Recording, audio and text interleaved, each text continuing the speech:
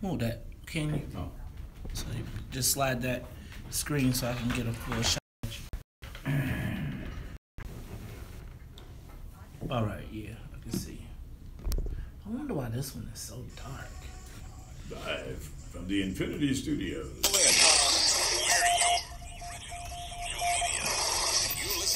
Where's my headphones? Okay. All right, y'all.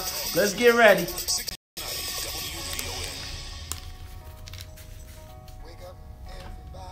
No more sleeping in bed. No more backwards thinking. Time for thinking ahead. What it used to be. There's so much hatred. War and poverty.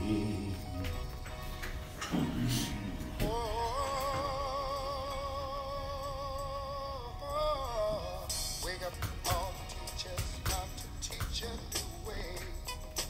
Maybe then they'll listen to what you have to say.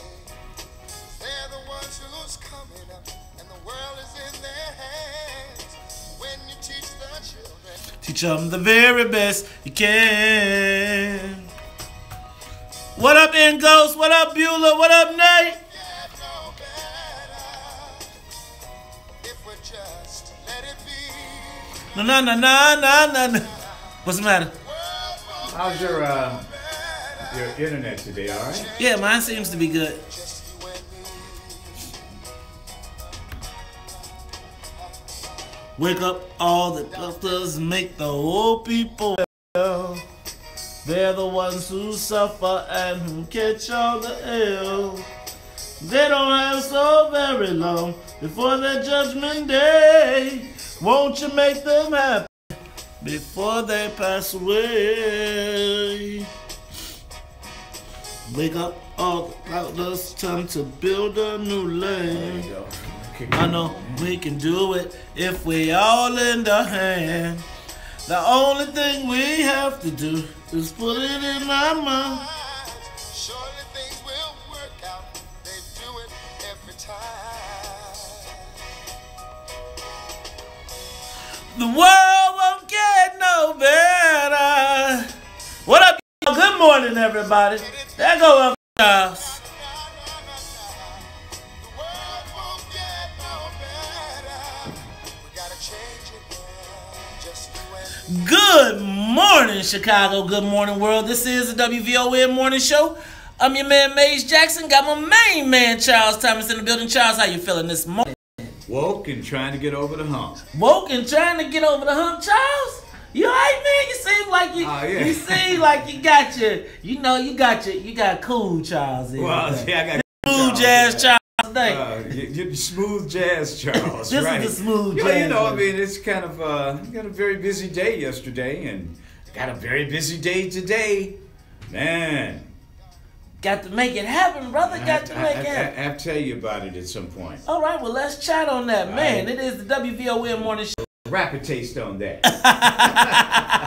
It is the WVON Morning Show. I'm your host, Maze Jackson. Got my main man, Charles Thomas, in the building. But you know, we cannot fly the soul plane. That's right. We got a whole team that it takes to get us up in the air. So we got to say what's up to Annette Flournoy in the newsroom. Annette, I see you, big swoosh on your arm. You been lifting weights? Oh, can you tell? Man, look at them cuts. Results. I love results. Thank you. I can see the cuts. I can see cuts. Hey, Ooh. hey, Annette, I got some donuts in here.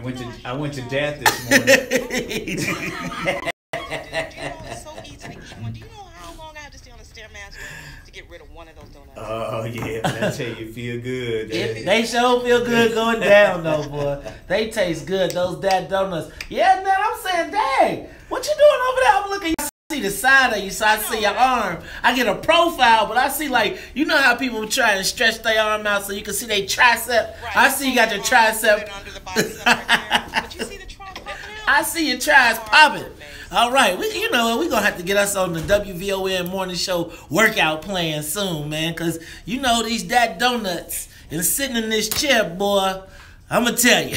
Hey, plus, now y'all know, we cannot fly the soul plane without the musical conductor. That's right, ladies and gentlemen, Miss Sonia Escobar. Sonia, how you feeling this morning? I feel great. I feel like having a donut. You know what? Right there. That. You know what, man? You know what? Hey, Dad. Y'all need to. You see my man Charles Thomas come in here. You better show him some love. Right. Let me just tell you, they better show you some love. But you know, we support black business, and that's what I like about that, Charles. Because you know, when I'm trying to get here, I'm flying straight down the expressway, and I you know, I don't always take the 83rd way. I just come down 87.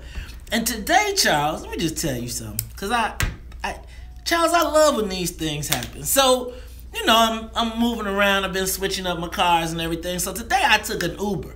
Mm-hmm. So I get in the Uber this morning. You know, it's 4:30 in the morning. You ain't really too talkative. Get in the Uber, sit down. I'm like, man, could you give me, stop and give me some coffee and stop and get a paper? But I don't really want to talk. Got my hat on. So we go, I ride all the way, about 20-minute Uber ride.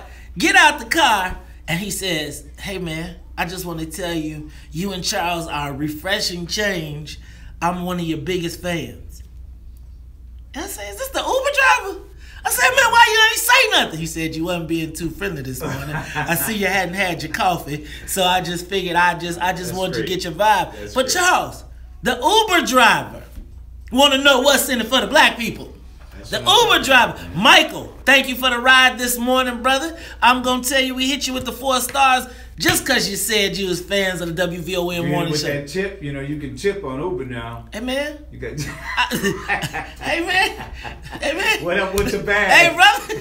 Hey, brother. With the bag full Now, Uber. first of all, I took an Uber to work. So, all the way from the west side. So, the bag was in the ride. But now you done put me on shame. All right, Mike, I'm going to hit you with I'm going to hit the tip button, man. You know what, Charles? I feel, you know what he just did, right, Sonia? You know what he just did, right? What did he do? You know what you just did. I said to play you, it up. you know what you just did, man. Sonya, you got it for me. Why, Charles? Why you gotta do this to me? Why you gotta set the player up, man? I was trying to show some love. Now you done got me on the hook for a $10 tip. You tripping, man? You gotta go $10, man. Okay. You gotta do a little something. Okay, man. That's you. See, that's you all them years in the big house, man. No. You probably tip like 40% or something. You one of them 40% tippers, big tipper, big spender. Charles, we got a great show for you today, man. It seems like we are going to be talking to Congressman Al Green. Congressman Al Green. Love and happiness. I didn't know. How did he get elected? Al Green, man. All them hits, man. Who was that, man? What was that?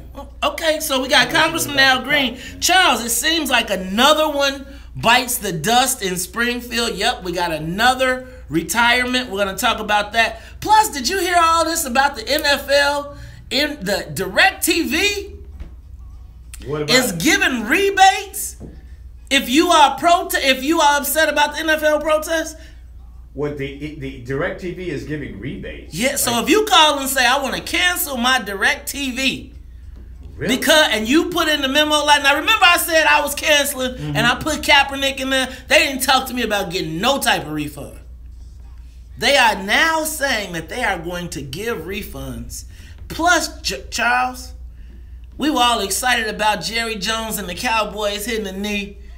They hit us with the stunnery, man. Boy, wait till I tell you about that part. They got us again, brother. They got us again. Jerry had all his Negroes lying straight on up. Look, it is the WVON Morning Show. I'm your man, Maze Jackson. Charles Thomas, we're going to have a great morning this morning, but until we come back, you got traffic and weather. More of the morning show with Maze Jackson coming up on the Uh-oh, y'all. Charles getting a tip. Look, getting the early morning tips. Here they come. All right, what's up, y'all? How y'all feeling this morning? Hey, Audrey. Hey, Reese Mo. What up, Nate Williams? What up, Anthony Muhammad? Kahinde, what's up? I appreciate you being on the phone last night. Tammy Johnson, James Williams. What up, Terrence Royce Evans? What up, Nate Williams? What up, Keith Price? Hey, Keith. Who's going to run in that spot, man? We got to talk about that. What up, Alvin Norton? What up, Nate Williams? What up, Edward Muhammad? Edward, great picture. Great seeing everybody at the meeting. Hey, Carol, thanks for coming last night. Adrian, what up? What up, Double J? What up, WJG Collins? How you feeling this morning? Andre Smith, Zachary West, Big Brother Kang, Mufasa Red, Ian J. Leverson, Clifton Turner, Alvin Norton, Sonia Escobar, Arlene Jones, Beulah. Hold on. What up, Erica Swain? Denise Sims. Woo, if you ever watching us on YouTube as well.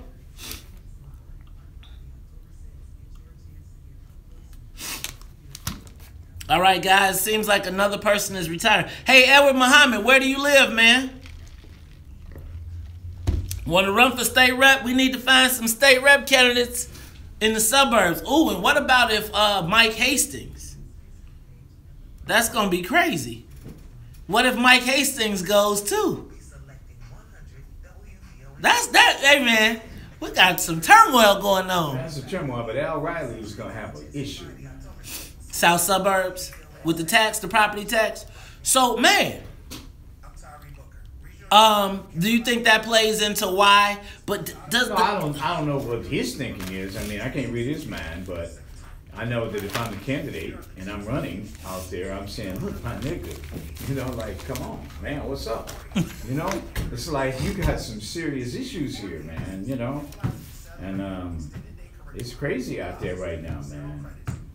It's gonna be real crazy. It'd be crazy for him to try to get reelected. I mean, it's gonna be tough if somebody wanted to really bring the heat.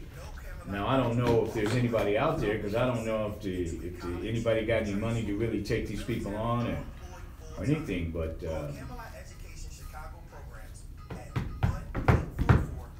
whole party should be tripping right now, man.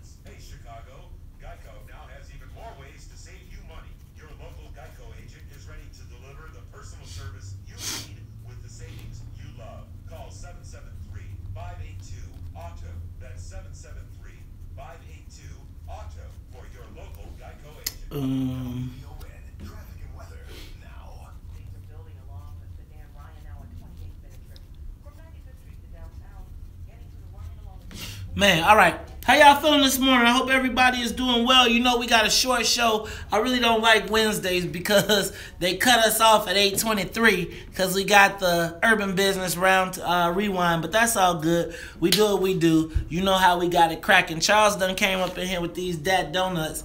I think I'm going to have to get that workout plan going real soon. Yeah, nobody's even hitting the donuts. Yeah, man, you got to let us warm up. Out here, man, like, you know, trying to, like, you know, get somebody, you know, hey, I got that dad. He got that work. He got that work. I got that dad donut. What you gonna do? Man. You know, and nobody wants to do anything. Oh, we finna do something. Don't you worry. I won't do nothing, man. Sonya won't come in here. Annette, she's all workout. She's a workout queen, you know, and the man needed that. He needed that donut. Man, you had to get the man a dad donut. You know, I can't eat that donut. My doctor told me I can't have a dad. Something is going on. All right, we're back. I got that feeling. Hot tub. Gotta get in a hot tub. Wanna get in a hot tub. The water's hot in the hot tub.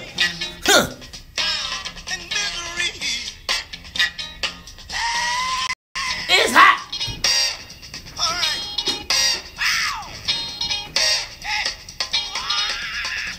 Hot tub. Get. Wanna get in a hot tub. It's hot in a hot tub. Baby.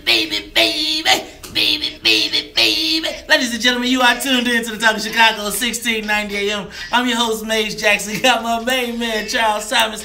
Charles, I like that song, but I really like the Eddie Murphy version. That's good wake-up music, man. And I remember back in the day, man, you have a party, man, they start scatting. That's what they call it. They would start scatting. And people would start moving away from the center because one guy would be in the middle and he would be like trying to do the James Brown. Could he do it? Woo! Sometimes. But everybody would kind of back off. And this one brother would be in the middle. He'd be doing the split because the big deal was he had to do that you split. can hit that split. Hit that split. With the white shoes and the blue pants. And then pop right back up. You know what, With child? the Stacey Adams on. You know, you had to hit the split with the Stacey's. With the Stacey's on. See, that let me tell you. and the Sansa belt pants, they kind of stretched. You know what? So you get a split in the Sansa belt without, you know. You know what? Belts. And the Stacey Adams, that sounds like some. Did you shop at Cam and Nate's? You sound like you shopped at Cam and Nate's buying you some shoes down there, man. Get to hit the hot. When I heard that song, I thought of Eddie Murphy in the hot tub. You don't remember that? Did you see that? He was making a joke about the Godfather of Soul. Oh, so you know. He's not a joke. James Brown is not a joking matter. He's a I laughed musical at genius. He's a musical genius. Definitely. Musical genius, icon, legend. Very funny. All the way with James Brown. Very funny. Is it one of those moments? It's what? When Eddie Murphy was like, very funny. Stevie Wonder is a musical genius. He is a musical genius. Well, Stevie Wonder too, but James Brown is definitely. Ladies and gentlemen, you are tuned in to the WVON Morning Show, and that history lesson was brought to you by the elder statesman that sits, Brother Charles Thomas. Thank you. Well, you talked about Al Riley, man. Isn't that something? Al Riley's leaving? Charles. So it appears as though Springfield there is a frenzy in Springfield, but unlike we would normally think, it is the frenzy to get out. Mass exodus, as there they call is a mass exodus. So let me read the list of people who are leaving.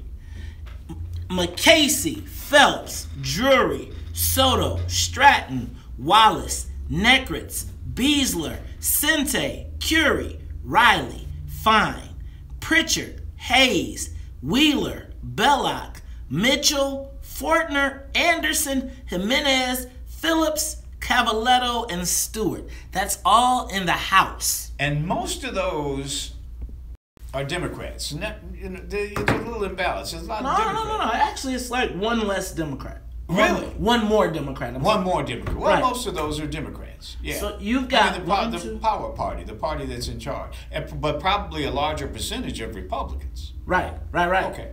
12 Democrats have declared that they are not returning to the House of Representatives. 3 Democrats have decided that they are not going to return to the Senate. Of that, Claiborne, Riley, Wallace, Stratton are black. Okay. Riley was leadership, right? Yeah, but you keep in mind, they kind of tag you with that leadership. It's a way to get a bonus. Yeah, to get a bonus and to sort of make it look like black people have something to say about anything. But when it comes to, they're not leaders. I mean, the leaders are the ones that really make the call. Like they say leadership, yeah. No, but Al in Springfield, when you're on leadership, now there's the leadership, but he does get to get he is in the meeting, man. They have the Sunday meeting. Really, there's a meeting before the meeting. A meeting on the meeting. There's a meeting before the meeting. Now there's a Saturday meeting, and then there's a Sunday meeting before the Monday meeting. When you have that meeting between the governor and Cullerton and Madigan. Oh no, those are the 5 tops though, Charles. I know that, but I mean they let what's his name in there, the guy from Chicago.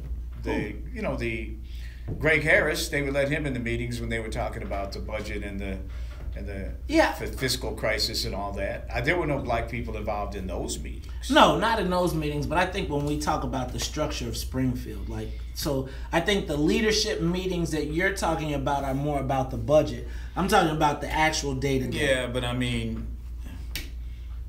Okay, so but for our listeners, so that they can understand, there is a leadership team just like it is at the national level. So you've got a majority leader, which would be Lou Lang. You saw Barbara Flynn Curry who would be one of those people as well. Though there's a core team, Riley's on that team. in the House. Now, how much vote they got, how much say, not as much as a Senate leader. But the fact of the matter is, Al Riley has decided that he is retiring.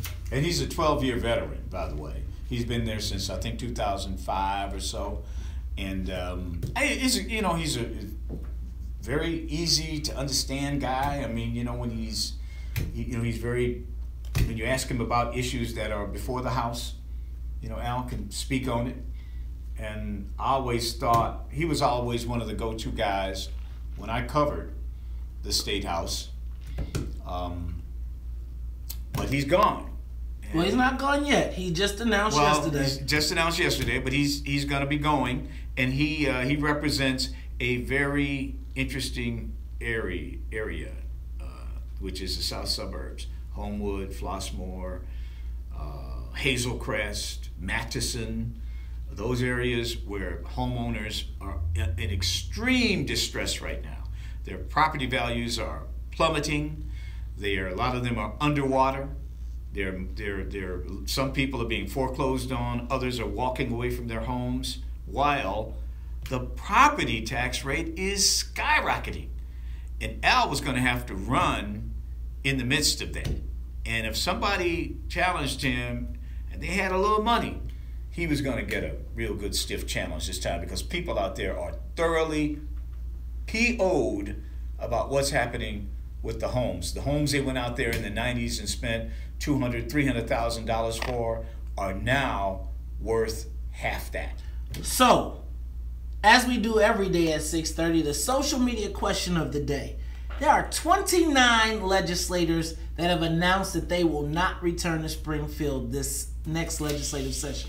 Social media question of the day. Why are so many elected officials retiring from Springfield? Give us a call. 773-591-1690. We got to go to traffic, news, and weather, but when we come back, we'll take your responses.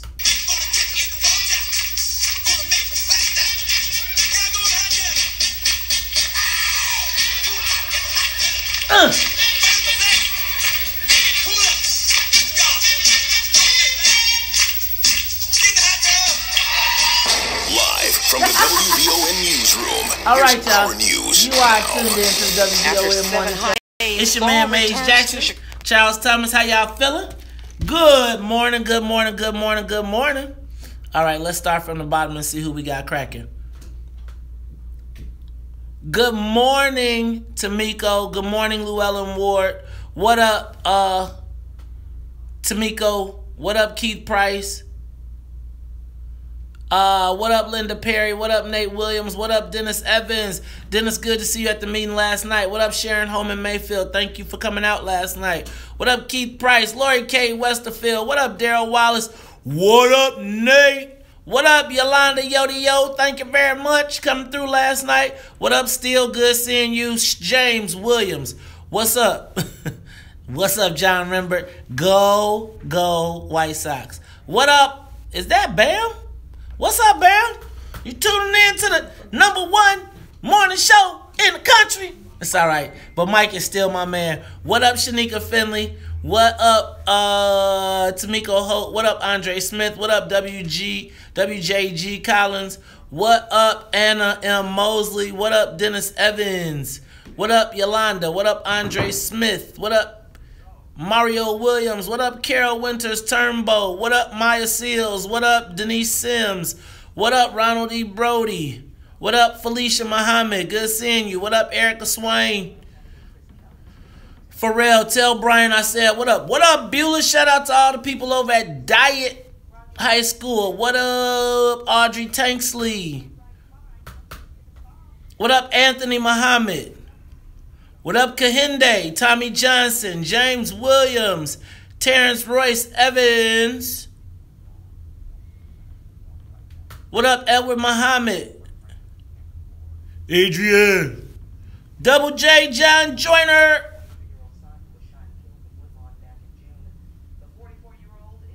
Zach West. Ian Leverson. Clifton Turner, In Ghost.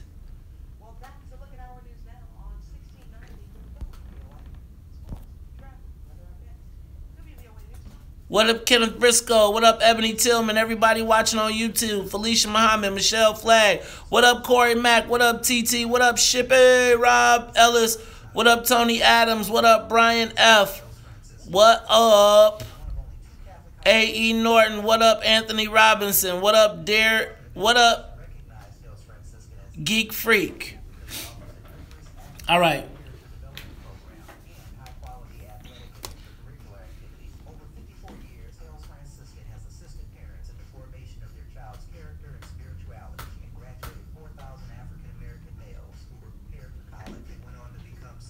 Yes, Beulah, I would love to come talk to the kids at Diet. Also, I want to come see the seniors, the people that are 17 and 18 that will be old enough to register to vote. We want to do a What's in it for the Black People high school voter registration drive. So please let us know when we can come visit the school. I've got about 4 principals that have already said they would like us to come register students, so we'd love to do it and help them get the civics. Also love to do the poli-sci 101 at the school at whatever time if you give us the opportunity. What up, Moses? Is that Moses King? Tell me how I say that. Philip Samuels. What up, James Washington? Carlotta Pruitt Passmore. Alicia Benford. Hey, y'all, Alicia Benford is running for state rep in Bolingbrook. Black woman running in Bolingbrook for state representative. Appreciate you tuning in. Tamiko, you talk too much. Don't tell me who talk too much. Always trying to tell somebody what they got to say.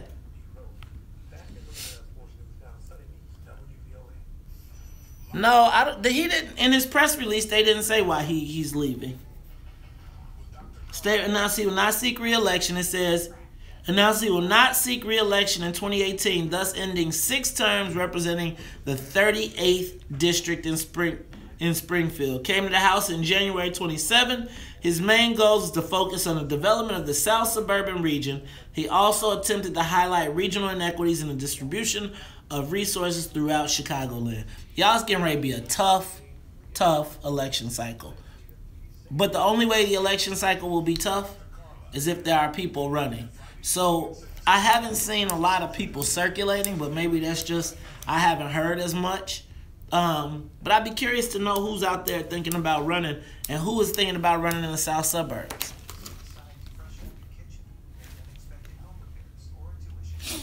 Yeah, like who would be thinking about running in the South suburbs in that area? Keith Price, what you thinking, man?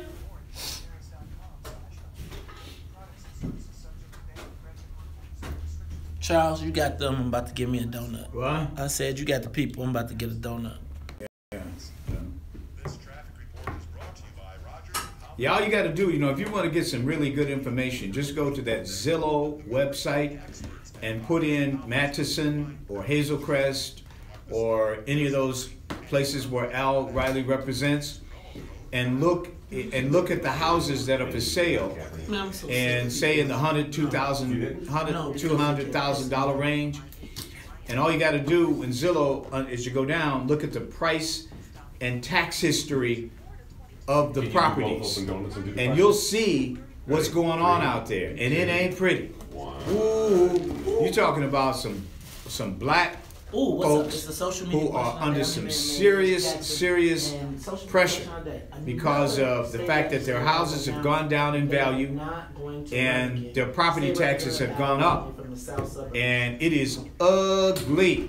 And that's right in the middle of Al Riley's district. And what really gets me is that you don't hear any of the black state reps from down the way, down in the South suburbs, coming out and talking about this issue. I mean, this is their homeowners, and their homeowners are they're getting killed on property taxes.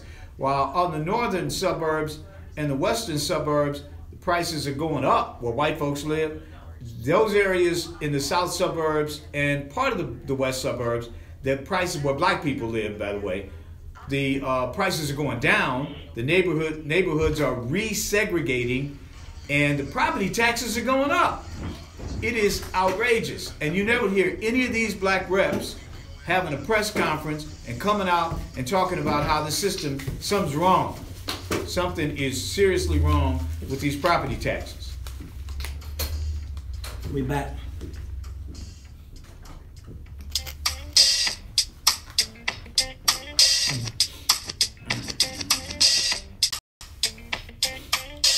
Everybody, come on. Come on, everybody. Come on, everybody. Come on, everybody. You are tuned in to the Talk of Chicago 1690 AM. I'm your host, Maze Jackson. Got my main man, Charles Thomas, in the building. Y'all, I went a little long on that break because I was trying to eat that donut. The caramel. Very good. Very, very good. Y'all missing the donuts. Annette, you trying not to get a donut because you trying to keep them cuts in your arms. Sonia, you better come on, get one of these. It's all good. You are listening to the WVON Morning Show. I'm your host, Maze Jackson. Got my main man, Charles Thomas, in the building. And let me tell you, we are asking the social media question of the day. State Representative Al Riley has announced that now he will not return to Springfield, bringing the total number of legislators who will not return to Springfield after this session to 29. So I want to know, we all want to know, why are so many elected officials retiring from Springfield? Charles, you got any thoughts? Yeah, one thought, I think they don't really have much power. I think the speaker is pretty much running the show. They all know what they're doing, what they're told. They really don't have any individuality. I just mentioned about Al Riley. I mean, he has a full-blown real estate value property tax crisis going on in his district. I thought this was over. I thought that they had fixed the bubble. I thought that it was like we were back. We recovered. For white folks. For these black folks in the south suburbs in Matteson, Hazelcrest, Flossmoor, they're getting brutalized by this. And Al hasn't had a press conference to talk about it. Madigan hasn't come out there and said, hey, this is what we're going to do to help you folks. They're doing nothing about this. I mean, we are the only ones really talking about it. Now, the Tribune did that series a few weeks ago, but they did the series and they left it. We are the only ones beating this. I mean, we just, hey, you all have to do something about this. Hey, Charles. And they're not doing anything about it, Mace. Charles, Charles. But here's the thing. I think that they're going to come back and campaign with the exact same people that have put them in this mess. Of course. So, I mean, I'm just thinking, so what do you do when they send out the mailer with all the people and you live in the south suburbs and they say, be a good Democrat and vote for these people who are doing it? I'm glad you said it like that, because any politician that goes out there and says he is opposed to a property tax freeze, black homeowners cannot vote for that person, because I'm telling you, you got to save yourself before you start talking about saving somebody else. You sound like, are you sure you ain't a Republican, man? Look, I'm gonna tell you something. Come on. You got to deal with this property tax issue at some point. Got to be a freeze so that you can. If there's a freeze, then people are going to be more discerning about what they're really spending their tax money for. And are they paying for useless township governments? Are they paying for taxes that they don't really need to be paying? They'll start looking very closely at where their tax dollar is going if you have a freeze. But I'm telling you, you can't be a 2-year freeze. In the south suburbs, we have an emergency. An emergency. What else can I say? Charles, I mean, you know what? I don't even think I realized how big of a deal this was until you pointed this out. Then the Tribune story came on, and now I think it is becoming a big deal, because, when we talked about this, people started lighting up the lines. They started calling. It was where we started getting a tremendous response. And do you think that's enough to make somebody stand down? I mean, he doesn't have a competitor. Who's running against him? Well, he's not running. I mean, he's not going to run. But at the same time, I think these are happening to black people. These are happening in those areas where black people moved during the 90s and during the early part of this millennium. These are the people being affected most.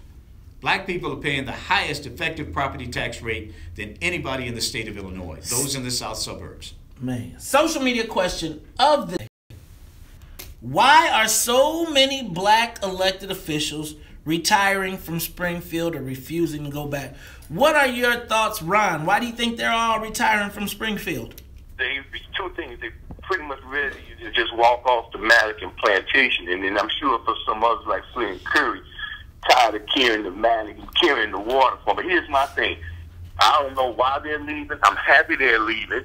And for those who haven't left on their own volition, we should make sure, because this is one of the most ineffective legislative body in the state. All they can point to is that they came up with another tax increase, but then Charles is talking about the property tax. As far as any African Americans, whether they leave on their own or get voted out of office, they definitely need to be gone. Have a good day. Thank you, Ron. I mean, you accuse me of being a Republican, right? I'm an independent. I told you can't be an independent black man. The governor has proposed property tax freeze, okay? But the knee-jerk reaction from the Democrats is, oh, we can't do that because he said it, Black state reps got to be for that, those from the south suburb. They have to be for that. I don't care if the Republicans said do it. They got to be for it because they got to save their own homeowners. Let's give them an example of how this works. Saw how the white folks that were Democrats on the north side voted no for the pop tax, and now nobody's messing with them, but y'all voted for yes for the pop tax, and they voted for their constituents. You vote for the party. Vote for your constituents and you won't have this issue. We are asking the social media question of the day. Why are so many elected officials retiring from Springfield? Charles, let's ask with George. What do you think? Good morning. Thanks for taking the call. Exactly what the last caller said and what Charles has been touching on. We have been literally overburdened with the property taxes, and we talk about how we build wealth for the next generation.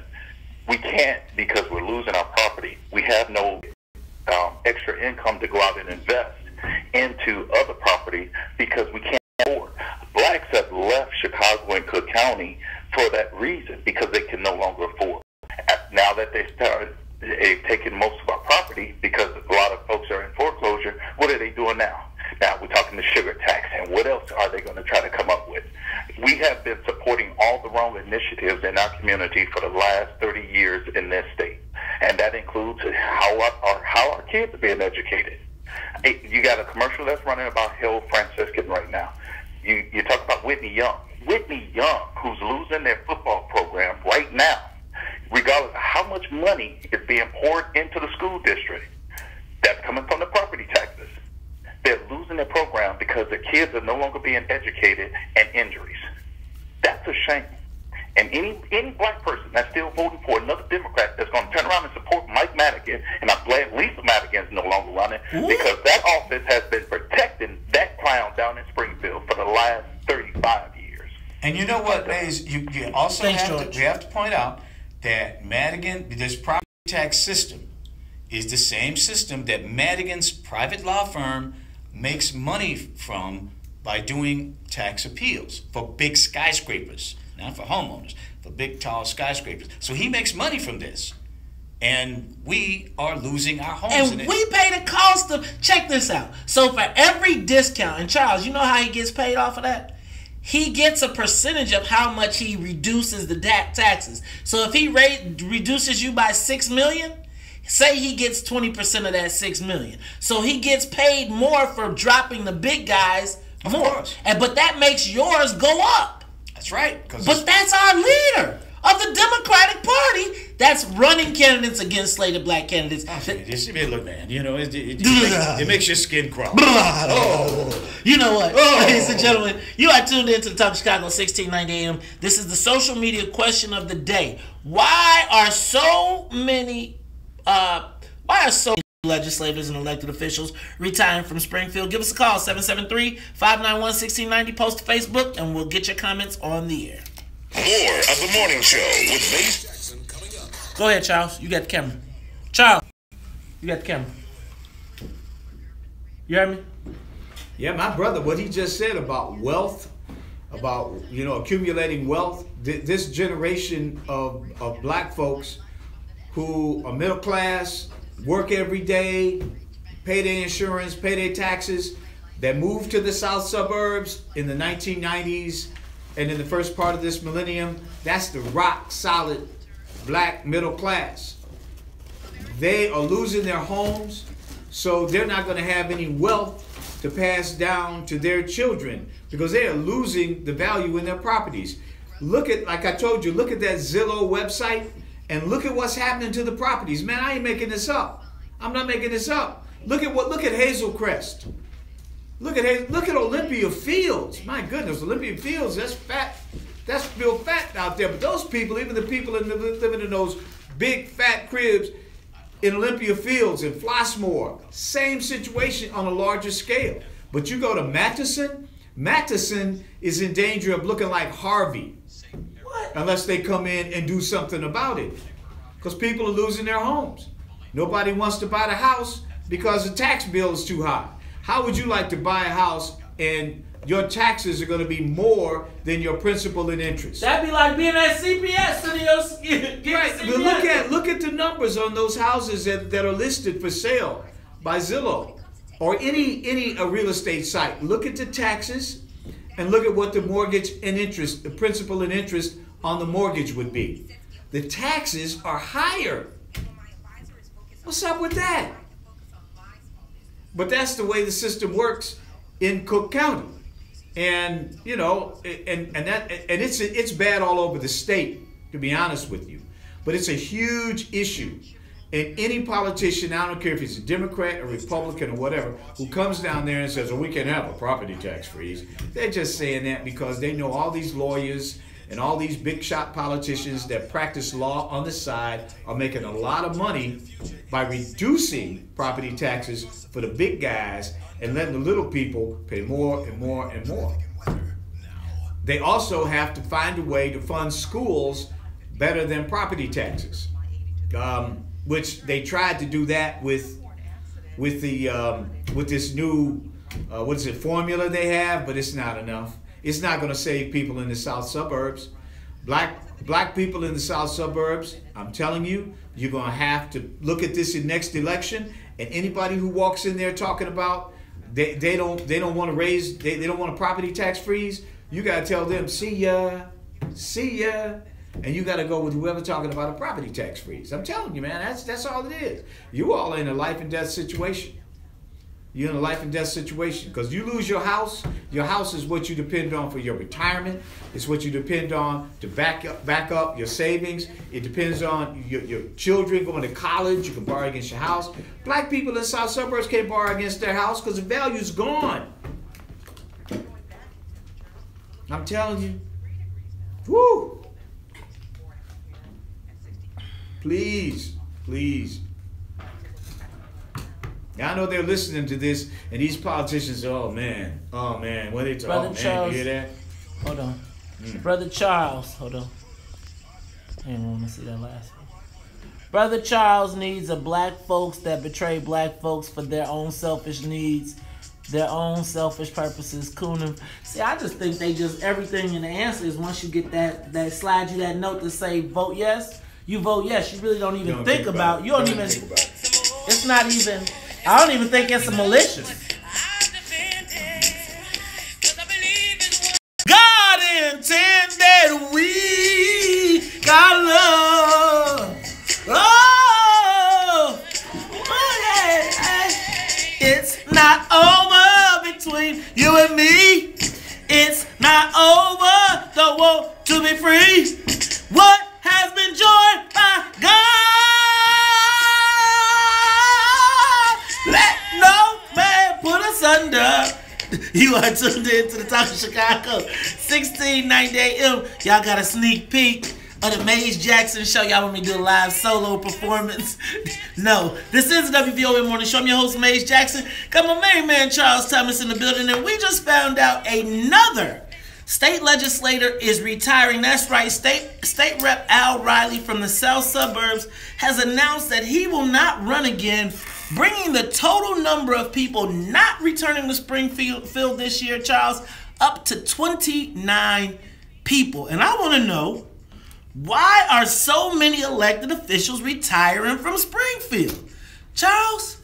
Well, I just told you, I think they feel powerless to do anything because everything is top down in Springfield. And the real tragedy of this is if you get a whole new crop in there, say they're Democrats, they're going to have even less ability to resist the top.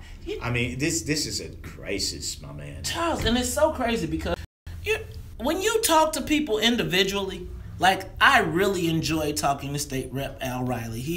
To me, he is a well-spoken. You know what I mean? When you talk to somebody, he's somebody that you would really be like, this is a great guy to talk to. But you got to wonder, why isn't Al standing up for this on this property tax issue? Charles, you know why? Because I don't think that you really can. Because when you stand up against property tax issues, then essentially you're standing up.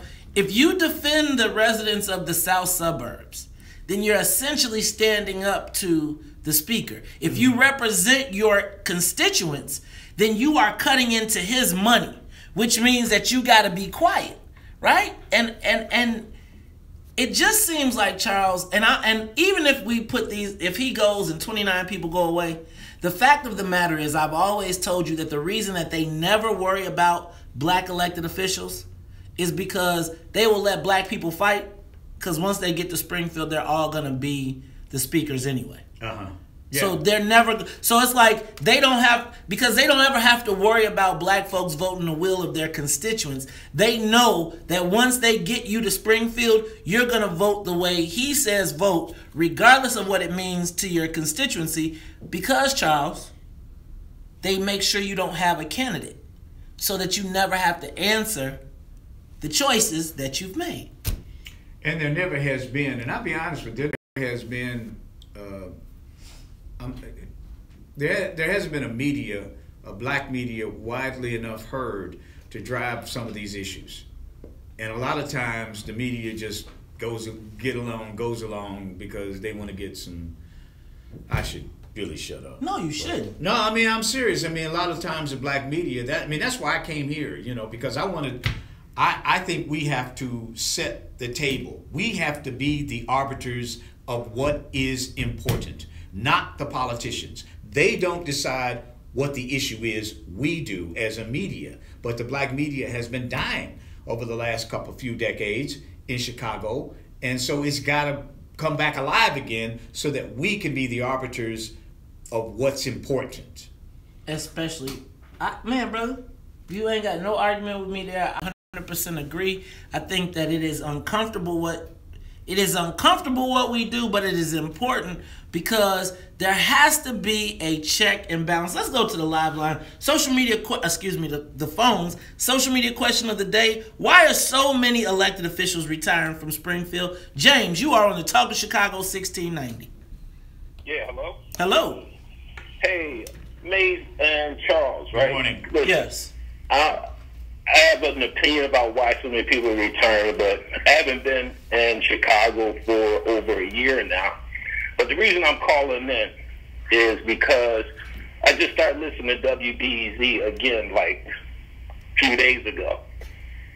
The show that was on in that same time slot previous to you getting there, I had stopped listening to WBEZ because of that. This is VON. WVON, my brother. I meant VON. That's the other station I listen to. I meant 1690 on your dial. WVON because of that. On iHeartRadio in Facebook Live. I apologize. And YouTube. I apologize. But I had stopped listening to WVON because of that.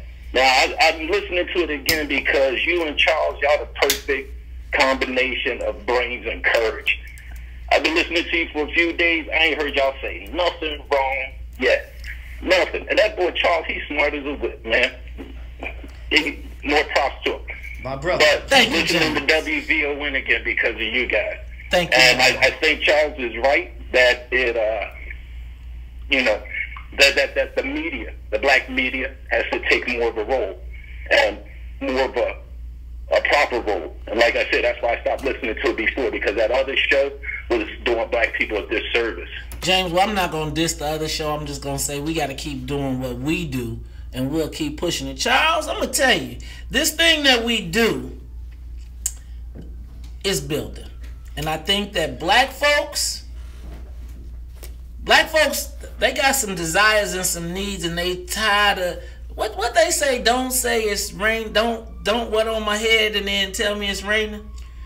Yeah, I mean, it's just something. Yeah, tell me don't. Right. Yeah, I get it. But yeah, tell me it's raining. came in and told us about the plan for transformation yesterday. The only people being transformed are black people out of this city. The black people are leaving the city in the droves, and they're trying to tell us that they're rebuilding public house. Come on, man. Come on. They rebuilding it, but they rebuilding it for the Latinos. I can see what's going on. And the Census Department says what's going on, and they tell us one thing, and we constantly believe it. And but I think that's not going to happen too much longer. We have to set the agenda, set the table. We have to decide what the issues are, whether we do it in government or outside of government, here in the media. Right now, black people are not getting a full hearing because they're ignoring what's important to us. Like they ignore the fact we can't get a job on a construction site downtown. They ignore our tax situation. Well, you know what, Charles? I think we're making it very hard for them to ignore. Ladies and gentlemen, you tuned into the Talk Chicago 1690 AM. When we come back, we got a few stories. We got Sanctuary Cities, this fight. We got the NFL Direct TV Plus. Charles, did you hear about Whitney Young and the football program? I sure did, man. And the academics, something ain't right there. But we'll talk about it when we come back at 6:59 on the Talk of Chicago. The Talk of Chicago and the Go on the Whitney Young thing. So, first of all, to me, the thing, I know this is gonna sound crazy, but the homecoming game was a soccer game, which means that just was like, welcome to Sanctuary Chicago.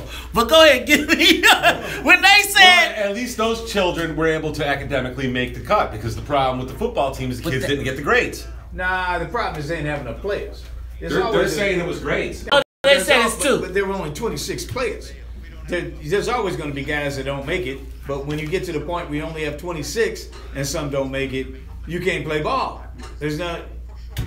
Apparently they suck too. Apparently. I mean, hasn't Whitney Young football always sucked? I didn't even know Whitney Young had a football. Didn't a couple years ago they got on state? Right. Yeah. Whitney Young football? Yeah. 2 years ago, I think. I'm from Bolingbrook, so I wouldn't know. Well, who went downstate last year? Bolingbrook. I'm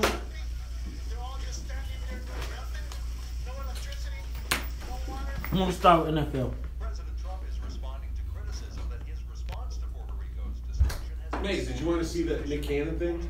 No, you know what? It's not worth showing. I already put a Facebook post that said, if anybody inboxes me that's stuck again, I'm cutting them off.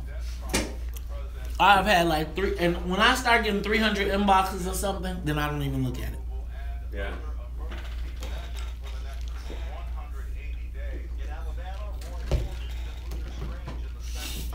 All right, y'all. How y'all feeling out there? I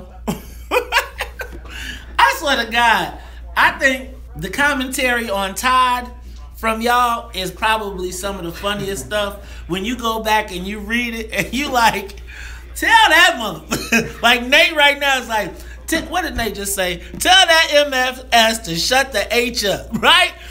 And we invite Al Riley in the den to hear why he's leaving. Oh, you know what? That's what I was going to say.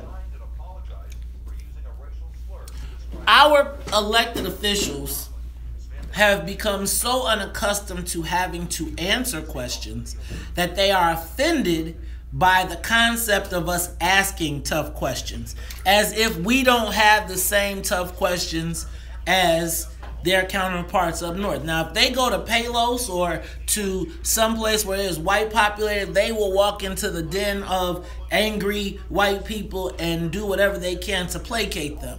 When they come to us, the expectation is that we are supposed to bow down to them. They want to be treated like preachers and royalty as well. It really took you to go to the CBC to see the ultimate just. Really?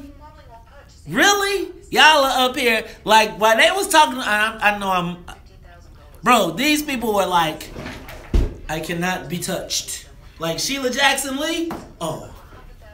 And I mean, like in my mind, when you see these people, you think of them as these heroes, these champions, this and so you excited. I mean, I've been a fan of government, right? Just so the same way I look at like hip hop stars or whatever, meeting some of those people is the same. But when you feel like they're supposed to be representatives and they want to be treated like royalty, but then you run up on the leader of the house and he like, hi, how you doing?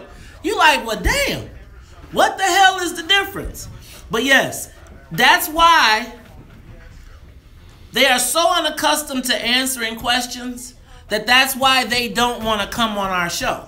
That's why yesterday, even though we got the biggest, no diss, but we got numbers, Rod Joy didn't come to our show. Cause and real talk, to me, that brother right there, over there, I feel like I can understand why somebody would not want, I understand why they might not want to come talk to me sometimes. But I do feel like you had dialogue with them. Charles had ongoing dialogue and they told us that they were coming. At least I thought that was the case. And so imagine when we sitting here, they don't even give us the courtesy and then somebody says, hey, we got Rod Joy. Okay. Is that the same dude that brought... Because, he had to practice with them papers first. Because it was a lot of papers. So maybe they just got to tune up before they get here. But don't come here thinking it's sweet. Because ain't nothing sweet. We're in a crisis. How you expect us to be sweet? We can't be sweet. We got to hold them accountable. That's what we do as journalists. Hold them accountable. I ain't trying to be nobody's friend. I am not trying to be your friend, Mr. Politician. I'm trying to ask you a question because you are conducting our business. And you have to report to us. We are the boss. You are the employee. How's it going? That's all we ask. You getting it done or what? Give us a progress report. These Negroes think that they, like you say, are royalty. What? It's hard. I heard we don't do. I was told that the House and Senate don't do the WVON morning show. That's what I was told. Well, I've been told the same thing. And they say it haughty, like, I don't do that. I said, you don't talk to the most dynamic, I should say, black media there is in Chicago? Yes, they do. They got to go be great. Go be great on the Great Show? You got to be on the Great Show. Man, I keep telling you, when I hear that commercial, I'll be like, really? Really? Really?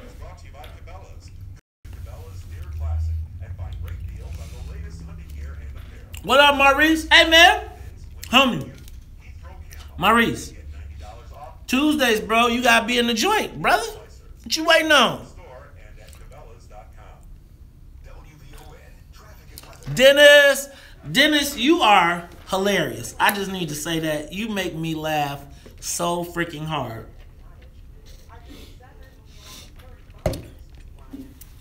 All right, y'all. Take a moment. Share the broadcast. What's the matter? Huh? What's the matter? There's a whole bunch of stuff going on. All right. Oh. Woo. Shake. Take a moment. Share the broadcast. Share the broadcast.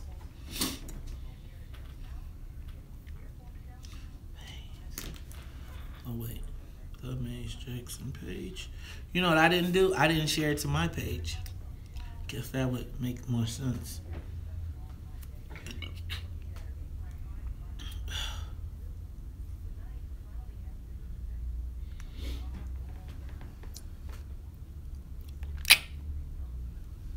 Them donuts was good, Preston. Stop hating, man.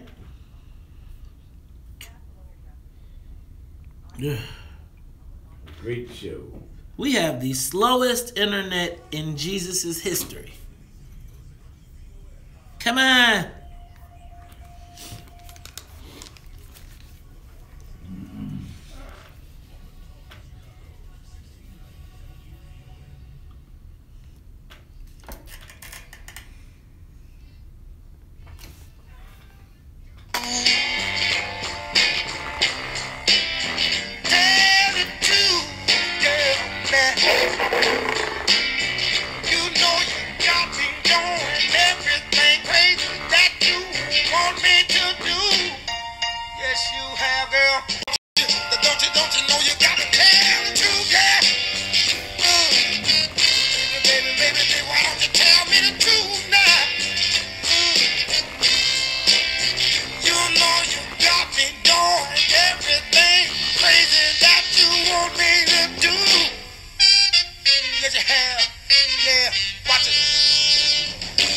tuned in to the Talk Chicago 1690 AM. I'm your host, Maze Jackson. Got my main man, Charles Thomas, in the building.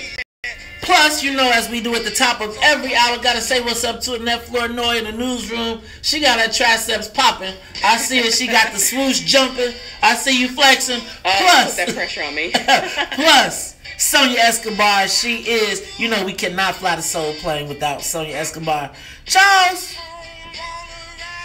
So, you know, this NFL protest, brother.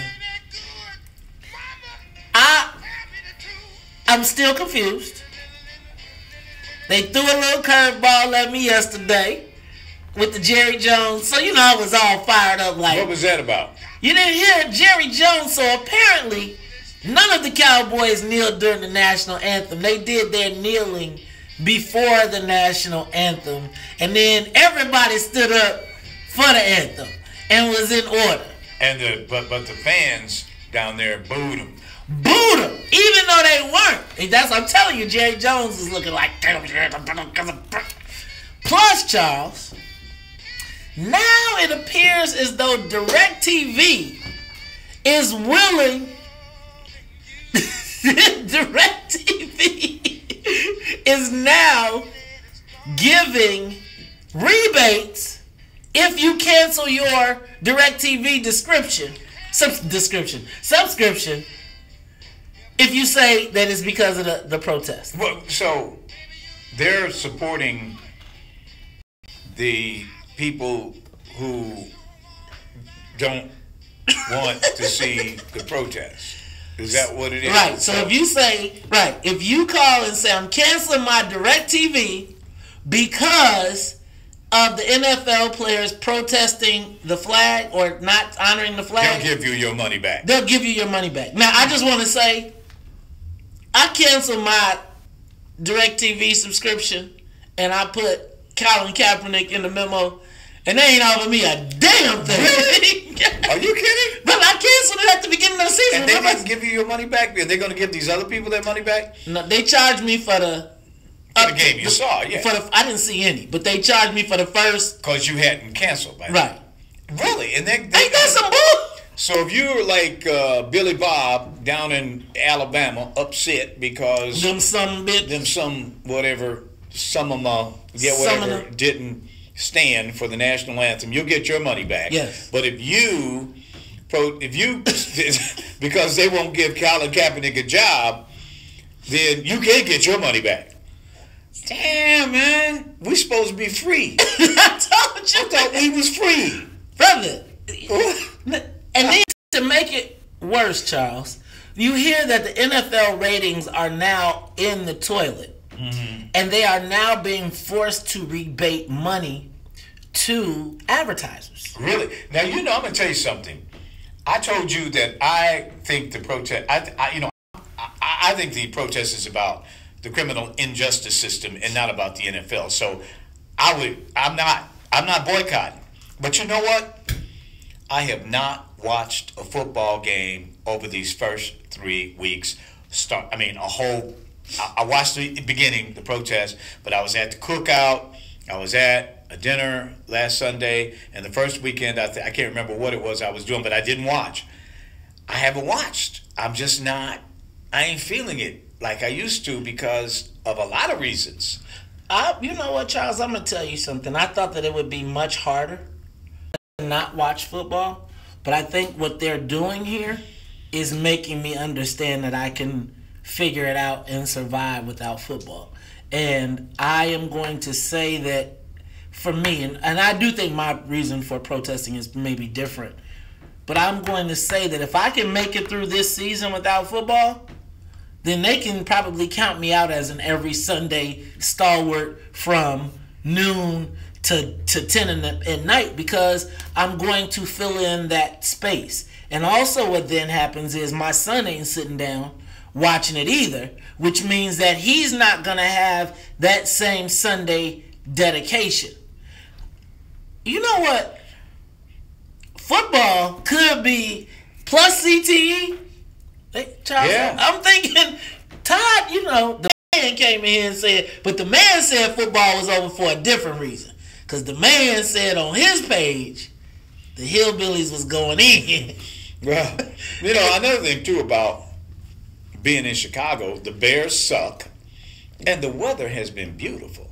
I mean, on Sunday, I'm going to spend it like tied up in front of a television set, or am I going to be at the cookout or with the grandbabies? I mean, I'm not going to be sitting there watching the Bears suck. But if they were good, maybe it would be different. But right now, I haven't watched a football game. I'm going to tell you, man, I'm really starting to think that this could really be, the NFL could have. Here's the thing, Charles. They getting it from both sides now. Like, everybody is like, don't watch.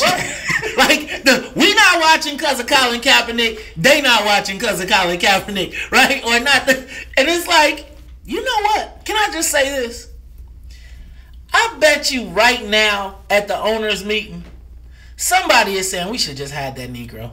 Somebody should have just hired that. If you would have hired Colin Kaepernick, none of this would have happened. You could have buried him on the bench. But then the Negro is going to be kneeling Sunday morning, every Sunday. And then what they going to do then? I would have told them stand alive. Then Billy Bob and Jeff Sessions and all them, they won't be watching. Charles. What? Ooh.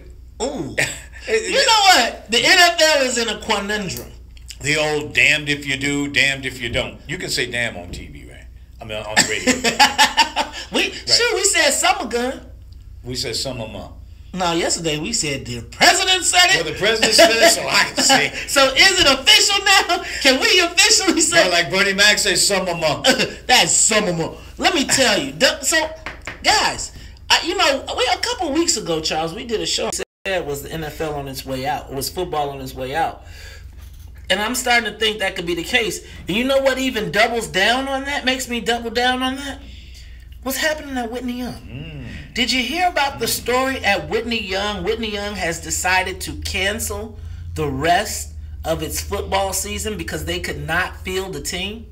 Right, they only had 26 kids go out for the team, and some of those had academic issues, grade issues, which really isn't that surprising.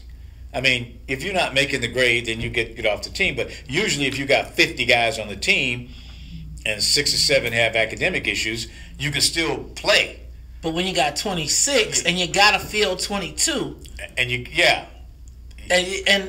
so then Principal Joyce Kenner made a decision to cancel the rest of the season because they didn't want to move sophomores and freshmen up to be on the offensive line against those big guys at like a Simeon or a Julian. And she's one of the best principals in CPS.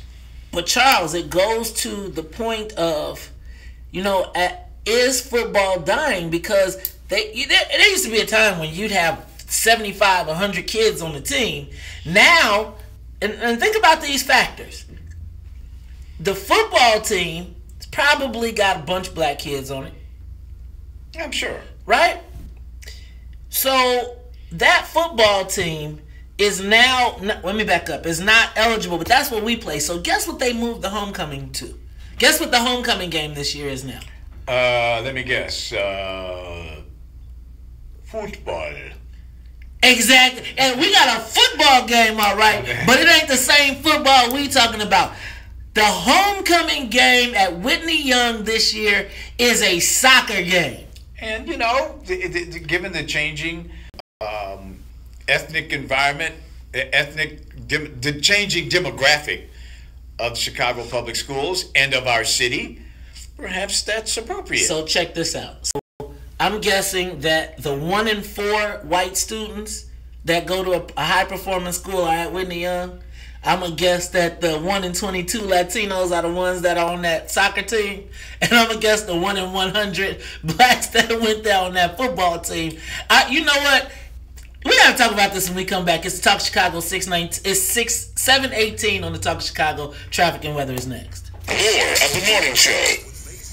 Okay, so, and I don't think I'm doing it right, but the correlation I'm saying is like football is where the black folks at. And let me back up. So I feel like white folks have said your kids can't play, my kids ain't playing football.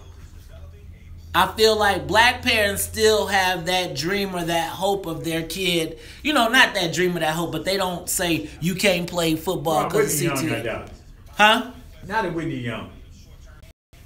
I mean, at Whitney Young, I don't think anybody really cares about football that much that they would keep it going. But you take somewhere, if that had happened at Mount Carmel, or what's that place called on Brother Rice? Brother St. Rice. Rita. Brother Rice. St. Rita Catholic. Those are football. Joliet Catholic. Woo! All that. Yeah, that would be some big. But Whitney Young, I can see. They like parents of Whitney Young, man, they're not going to play that. They're not going to let their kids, number one, get hurt. Number two, they're going to make sure they're off that team if they're not performing academically. Because to get in there, they should be. And thirdly, come on. I ain't thinking about no NFL. Not at Whitney Young. Not at Whitney Young. Well, I think so. I don't want to make it. Whitney Young parents are not that engaged in football. I could believe that. Yeah, I could believe that too. But let me ask a question. Do you think that they have the same academic standards for athletes? Probably stronger. You think? Like at Whitney Young, like when I felt like that in the 80s. But I feel like in the 90s, like when they started getting them Super World Championship basketball teams, all the smart kids was playing basketball at the same time. I mean, I think basketball at Whitney Young would be in a different story than football. Yeah, I could see that. I mean, well, I mean, Jim Reynolds' kid went there. I mean, like a lot of people, kids went there, and those probably the parents that would invest in their kids with all the other peripheral, like the shooting camps. And I got to think that if I have my kid in Whitney Young, and I jump through all the hoops to get my kid in Whitney Young, and he was on the football team, and he came home with C's, and I'm thinking, you're going to Whitney Young, you're supposed to be going, big time when you go to college, but you can't do that with C's. Why have I got you in Whitney Young and you getting C's? No, you coming off the football team. So I got to think there's a lot of parental cooperation in those 6, 7 kids, whatever it was, who left the team because they weren't performing academically. Not performing academically at Whitney Young is a lot different than not performing academically at Crane. Is Crane still open? You know what I'm saying? Hey, I'm being real here. I'm just being real. Don't be mad because I said something bad about Crane. I said something different about Crane, but I mean, that's the deal. That's the deal. Joe Passmore hits it on the head, too. He says, this also speaks to a greater issue that they've been letting fewer and fewer blacks in Whitney Young over the last few years as well. Which is true. You know what? Whitney Young, Kenwood, and Lindblom used to be the pipelines for black kids to the University of Illinois. Man, that ain't the case no more. Well, you gotta think about something. Black people are not living in the city like they used to live in the city. They moved out to the south suburbs where they're getting screwed on their real estate now. But they left. A lot of those families left that used to supply those schools, and they're not there anymore. Oh, yeah. Go ahead. Sorry. Yeah, that's... Man, I remember it used to be a badge of honor. Now it's the school. Boy, y'all gonna go back to the Whitney Young alumni gonna go back to their 20-year reunion like the Leo people go to theirs. Them old white men from Leo be coming in and they see all them brothers with dreadlocks. They be like, what the hell happened? What the hell done happened here? Y'all gonna go back to Whitney Young and be like, and it's gonna be blonde-haired hippie kids. Y'all gonna be like, this was Michelle Obama's school. It's gonna be Muffy and Brad. Right. And they gonna have a picture of Michelle Obama on the wall. Got me hanging on.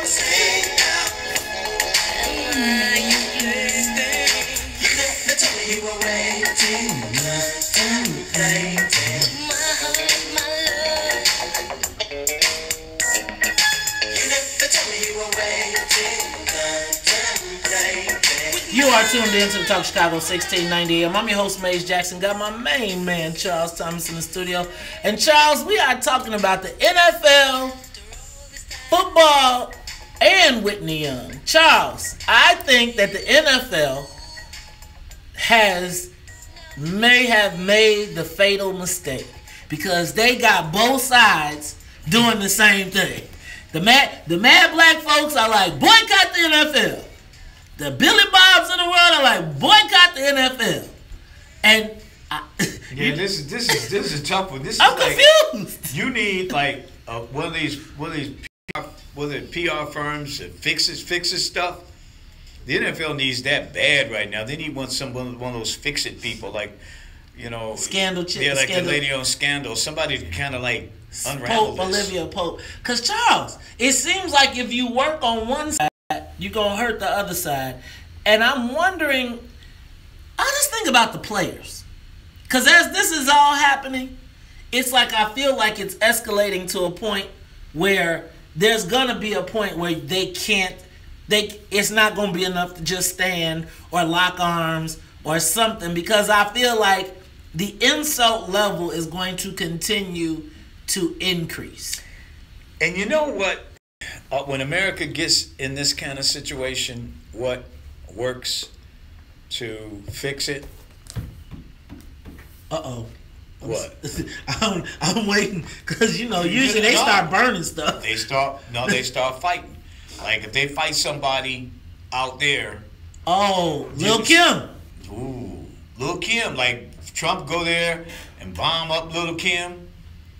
Or there's some attack on the United States, like 9/11. Oh, don't you start that. No, I'm just telling you, like, that is the kind of thing that when America gets this just thoroughly confused, then that's the kind of thing that fixes it. Like when Bush and Gore got into that, and the Constitution was the Supreme Court was deciding hanging chads and all that. They blew up something. They blew the World Trade Center. World Trade Center got blown up. And America was unified. Charles.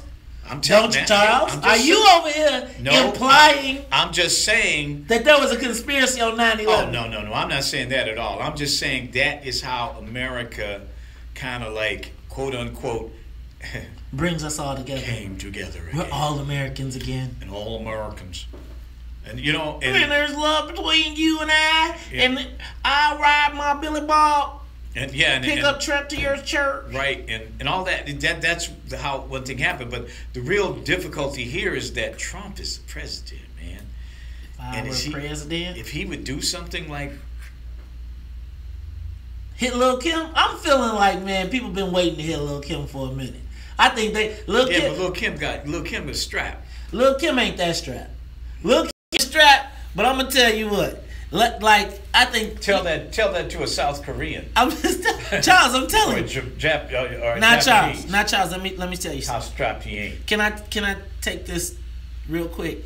If President Trump ain't worried about a U.S. territory that has been devastated, that, man, you look at the satellite pictures, no lights, no water, no nothing. It's apocalyptic. Okay, so you think that and they are Americans. You think I told you they're going to say 24 hours. Everybody going to be like, where did all the Americans go? Where is everybody? They're going to be on planes getting up out of there, and they're going to look up, and they got an evacuation plan for Americans. And I'm telling you, they ain't worried about no South Koreans. Lil' Kim better be cool, because he's going to be the country's unifier. He better stop talking crazy and get him a better barber at while he at it. Ladies and gentlemen, you are tuned in to the Talk of Chicago 1690. Real quick, Denise, you're on the Talk of Chicago. Good morning, amazing Charles. Good morning. You know, regarding this NFL issue, I think it's time for us to start our own league.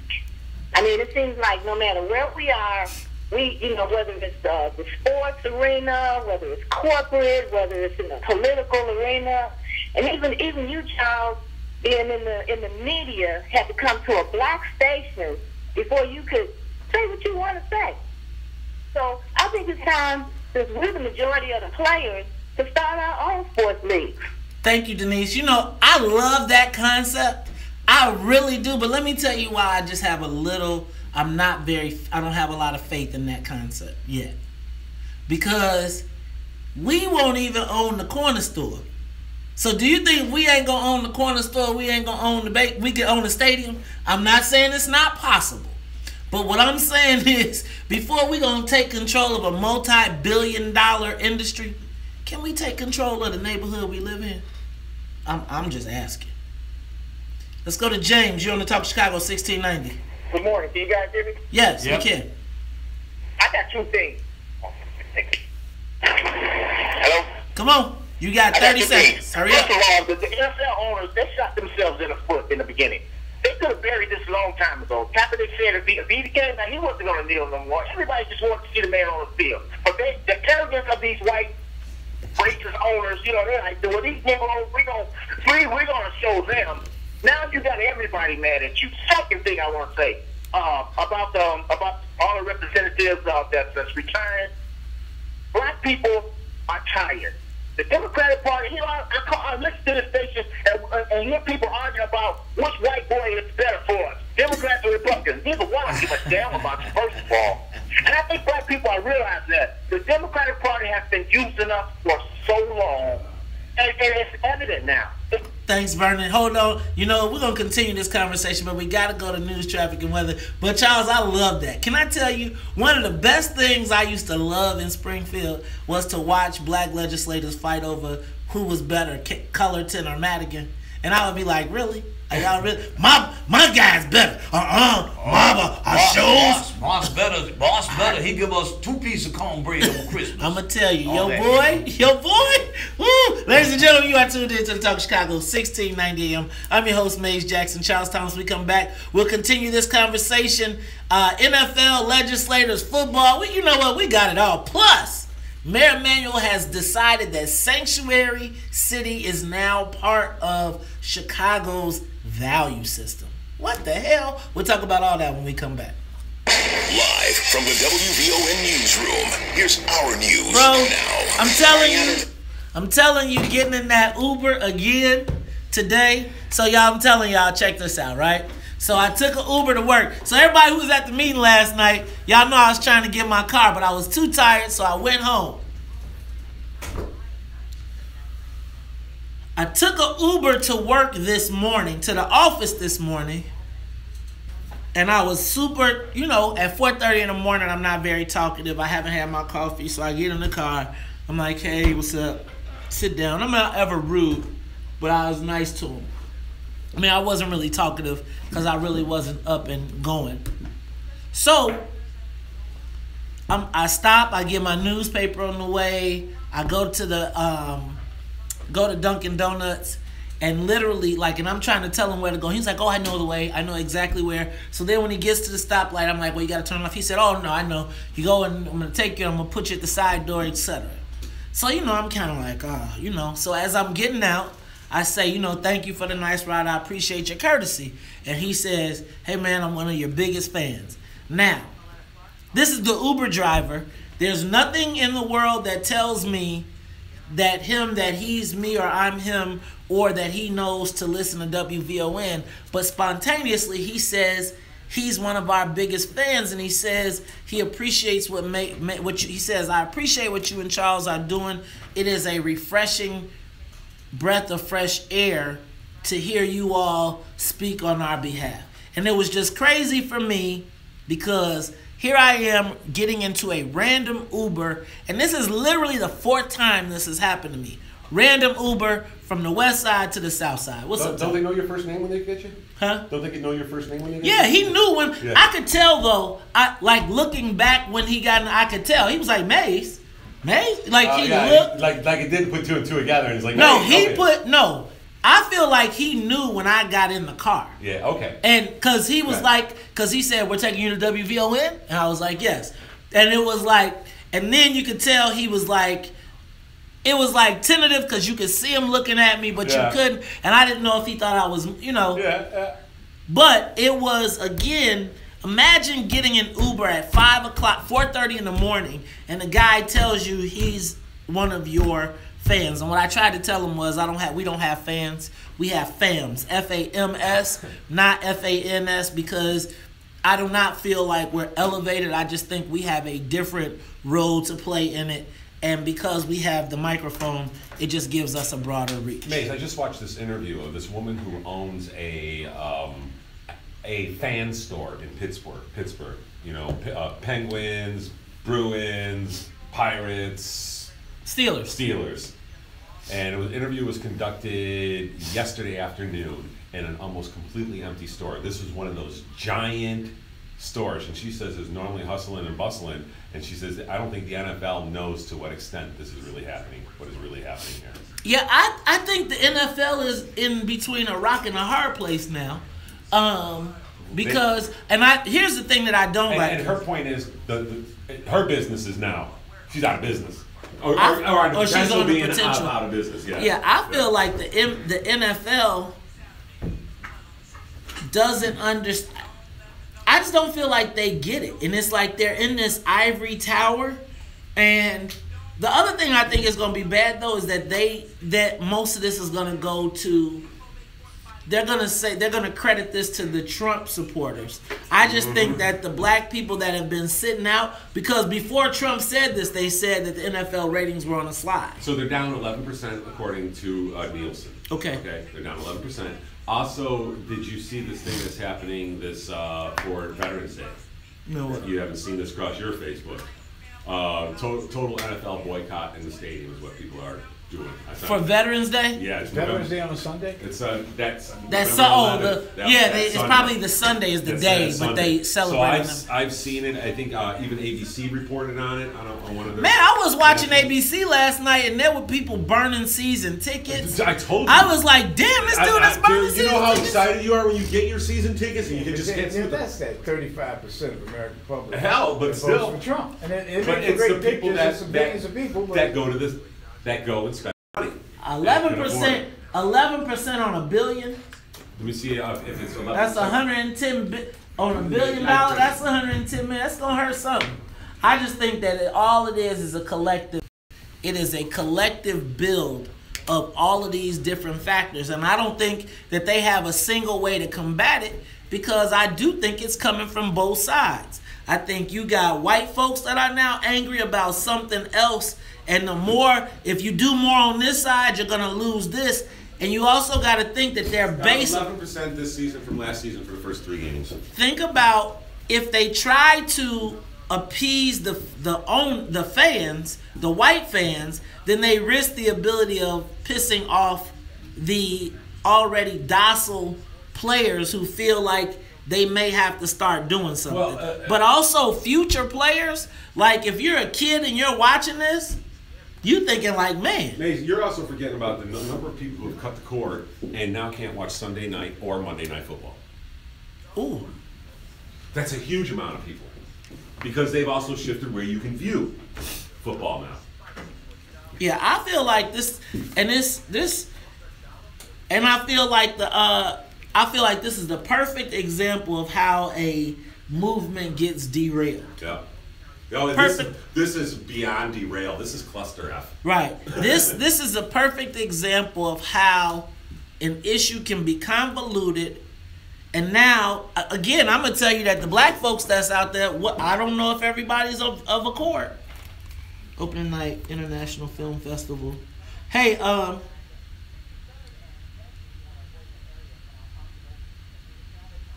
Boykin is not going. He's not. I'm getting a report that says he's bailing. That's interesting. Is it something you can confirm? I gotta call him. Call him. See. Damn, man. She don't have a competitor. That's gonna be crazy.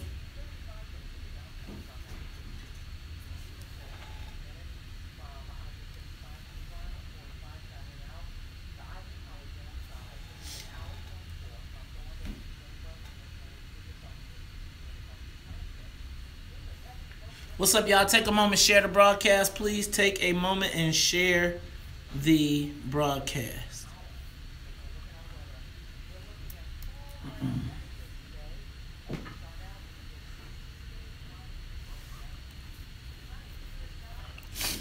Oh, what's up, Joe? Okay. The Honorable Richard Boykin.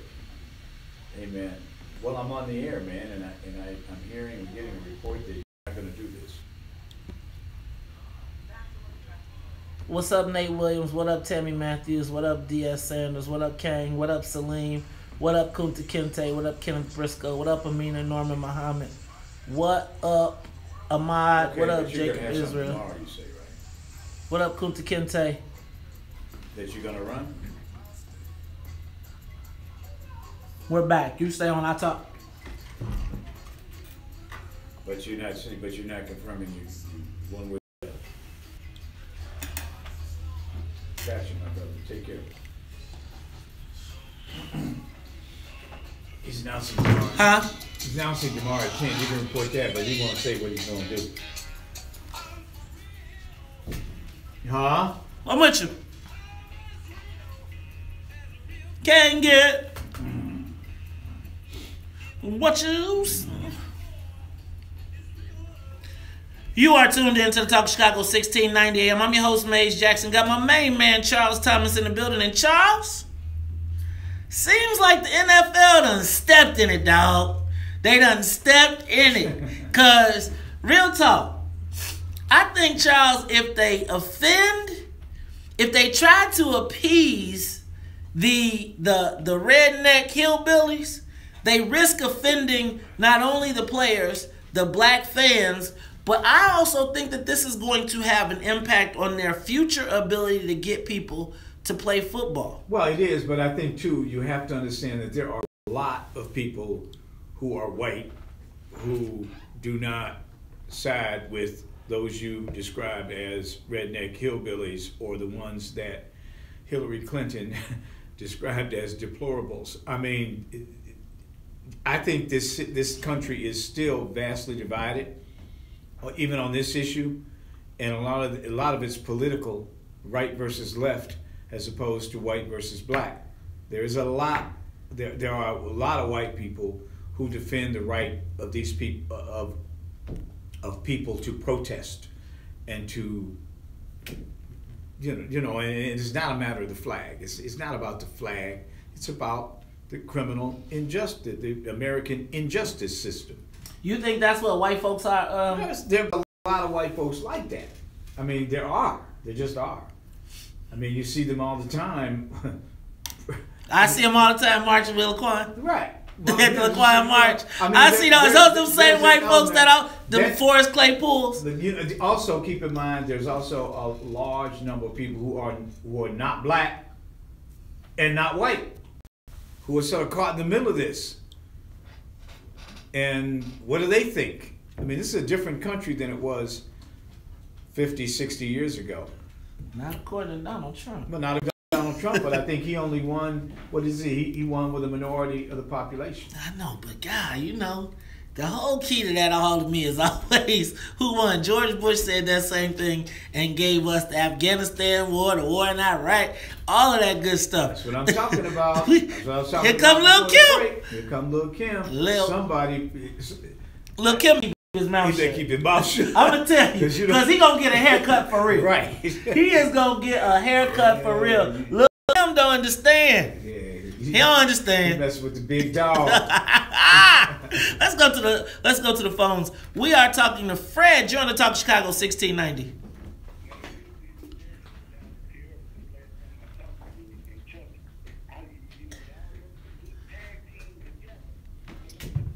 Oh wait, Fred. This Fred from the Simeon game. Man, I'm still mad about that game. I'm still mad about the Raiders. We gonna be back. Go ahead, Fred. Yes.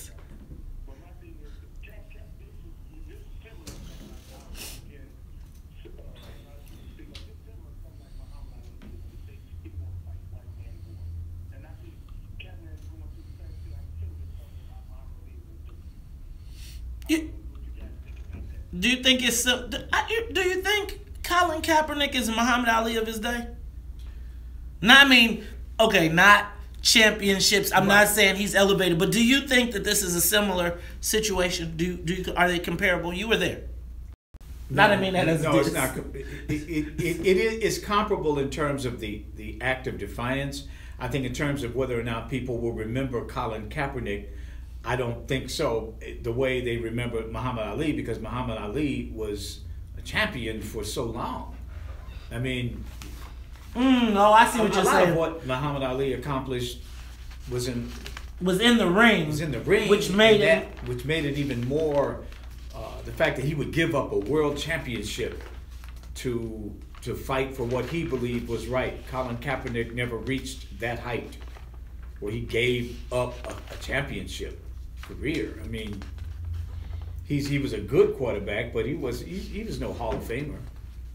I mean, but that's almost beside the point, don't you think?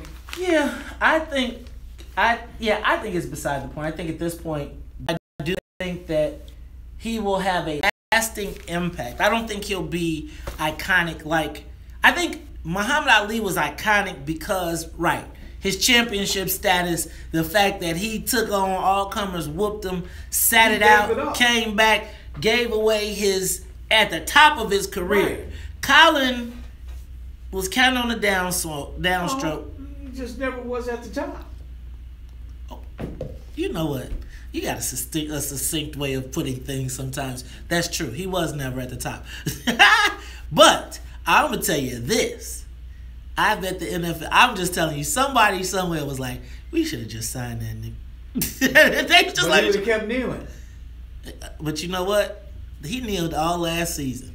They made it a bigger deal. They made it a big deal about him kneeling, though, when they kicked him out of the league, when they didn't re-sign him, and then everybody got offended that he didn't get re-signed, to me, which is what really exacerbated it, because then it drew a line in the sand that you now saw. I saw this as the hillbillies having another opportunity to express their outrage against the Black Lives Matter. This was an opportunity for them to express their, hey man, we stand with the cops. This is almost like Blue Lives Matter. Vernon, you on the Talk Chicago, 1690. Vern! Oh, what's up, Vern?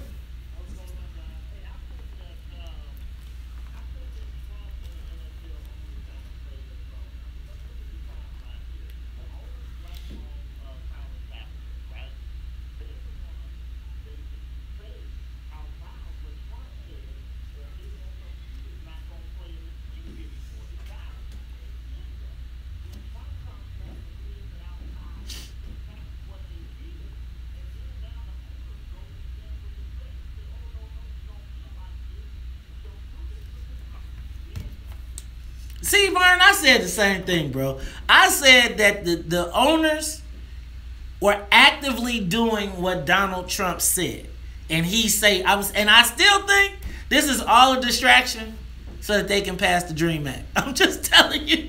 Black folks mad about the NFL, they about to go past the DREAM Act. And all the liberals, let me just tell you, Charles, all the good Reverend doctors, we shall overcome Claypools that's standing up for freedom right now. As soon as the DACA thing passes, ain't nan one of them gonna be mad about the NFL and Colin Kaepernick no more. They're gonna be like, we passed the DREAM Act and we saved the people. And black folks gonna be over here talking about, what about Colin? Ladies and gentlemen, you are tuned in to the Talk of Chicago, 1690 AM. I'm your host, Maze Jackson. Got my main man, Charles Thomas. When we come back, we'll finish this discussion. Plus, Congressman Al Green, love and happiness.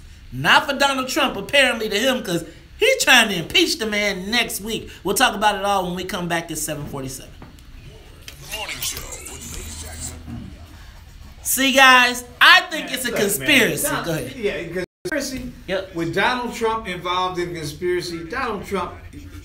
Yeah, I can't imagine Donald Trump having the Machiavellian sense to be able to put together something so diabolical. Donald Trump is just worse.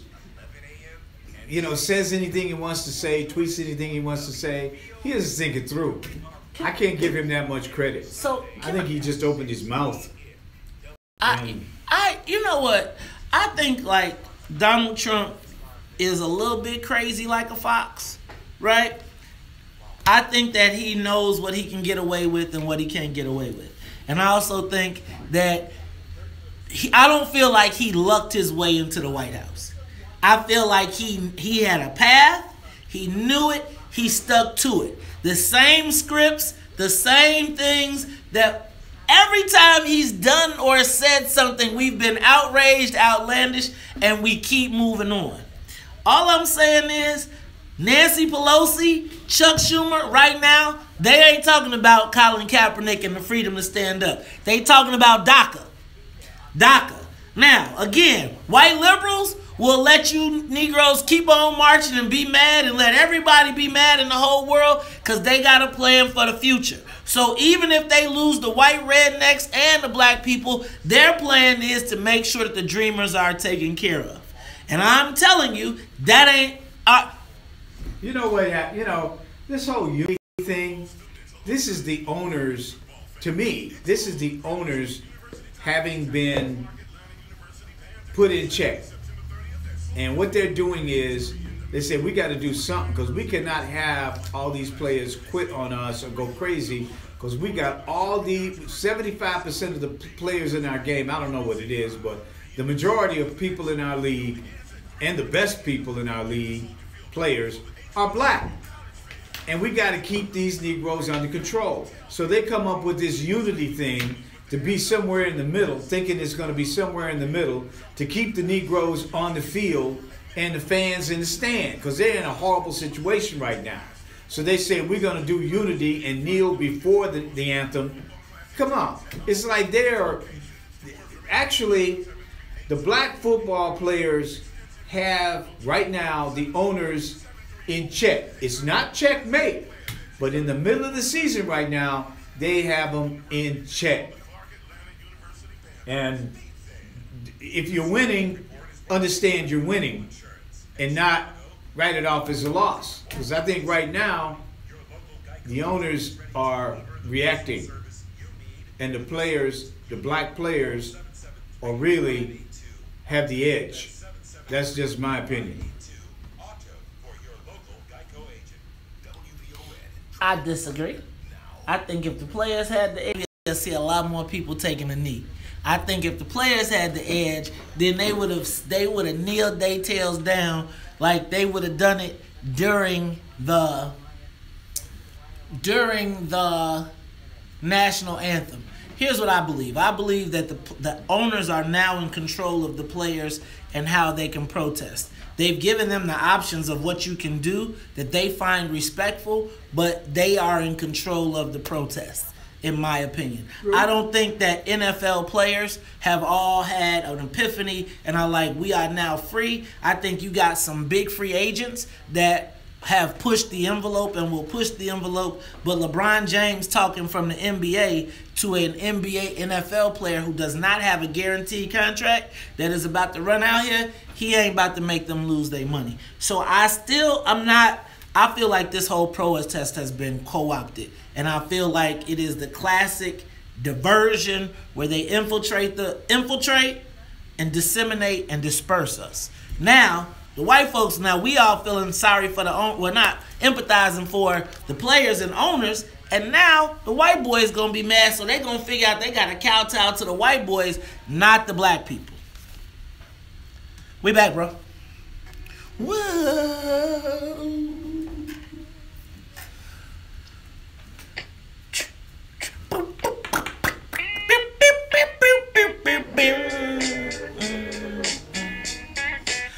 Love and happiness.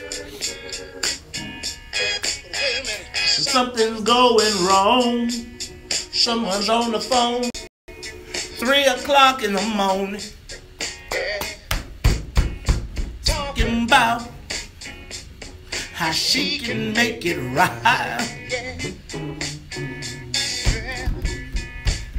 Happiness is when you really feel good about somebody.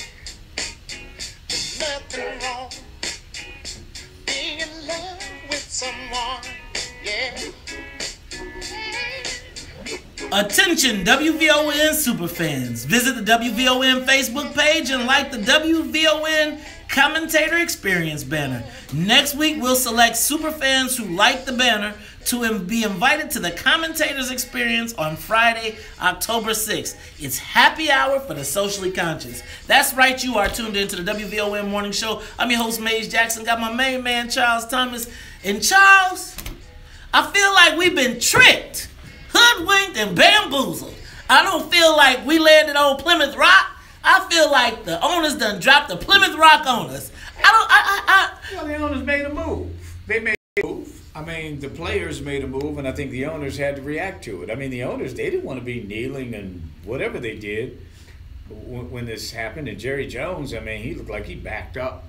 Not all the way, but he backed up. I mean, people are talking about it. The league is in turmoil. You know, they're losing revenue, all because of the Colin Kaepernick situation. I don't see that the players are losing. I don't see black people losing at this moment. I think a statement is being made. And no matter what they do or how they try to spin it, the fact of the matter is it's about the American criminal injustice system, or the American injustice system. And I think that there is at least a focus on it. You know what? I would say that on both sides. I think that what you've seen is that the Billy Bobs are like, yeah, we love the criminal justice system as it is, and you gonna respect it. Mm-hmm. And I think the black folks are like, we hate the criminal justice system, and it seems like the owners are caught in the middle. But I feel like the owners, as Vern said, did the summer. They treated Colin Kaepernick the same way Donald Trump suggested. They took action. But you know, these kinds of struggles do not begin and end in 30 minutes like a sitcom or like some television show. I don't think anybody's implying this thing is going to go on. I mean, let's face it. It started, and already America is in turmoil over an issue that involves us. This would not happen in ice skating. This wouldn't happen in hockey. This is happening because the majority of people on those fields are black men. And black men are making a statement. And Colin Kaepernick led the fight. Yeah, he doesn't have a job, but America is focused right now on this issue. Maybe not in a way that they can solve it, but America is in turmoil because of the issue, the same way America was in turmoil when those dogs were attacking Do you think those white south. Liberals think that? Huh? Do you think the white liberals they think? But I'm saying when they standing up fighting, when we talking about the league winning, I mean, when we're talking about the players winning, do you really think that the white folks that are out here at the end of the day are going to be like, nah, we got to fix the criminal justice system? I don't know, but I think at this point we're at the point in a movement that it isn't over yet. It's just beginning. But I will say this, that America is focused on this issue now, or this problem, if you will. I think America's focused on this issue and this problem. Meanwhile, Chuck and Nancy are sitting on the couch with Donald Trump trying to figure out a pathway for DACA, for the dreamers to get done. And that just shows you how the Democratic Party is not about what we are about. Exactly. They're talking about something we are talking about, what we got to deal with these police, these wrongful convictions, this mass incarceration. That's what we're talking about. They're talking about DACA. And that's why we got to reconsider those people. Marquette, you're on the Talk of Chicago. Marquette. Good morning. How are Good morning. you today, man? Great. How about yourself? All right, just great. Yes, there is an issue with DACA. They're using this for a sidestep. But at the same time, the whites have taken a stand against the blacks, so we blacks must take a stand for the blacks, because they're showing us what they think about us. Trump is a master manipulator. Every time his ratings drop, he does something extremely racist so that he can raise his troops up and get his level up. So since NASCAR has spoken out and said that they have no concern for black concerns, what we need to do is find out who their sponsors are and boycott their products. You know what? I think that's one of the ways that we can do it. Thanks for calling, Marquette. G, you're on the top. All right, have a good one, man. Love you. Keep on doing it. Thank you, brother. Ooh, G, we just lost you. Call back.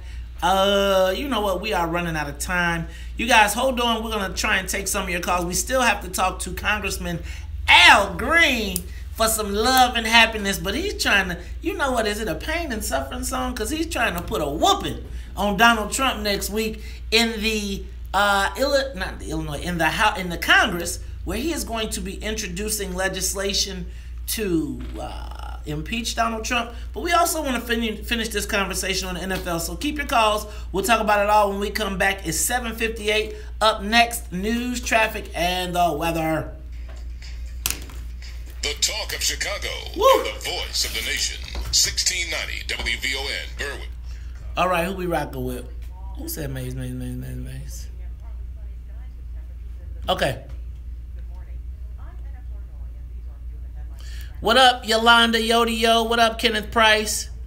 What up, Tamiko Holt? Yodi. See, I just feel like, guys, they would trade I believe that white liberals would trade the freedom.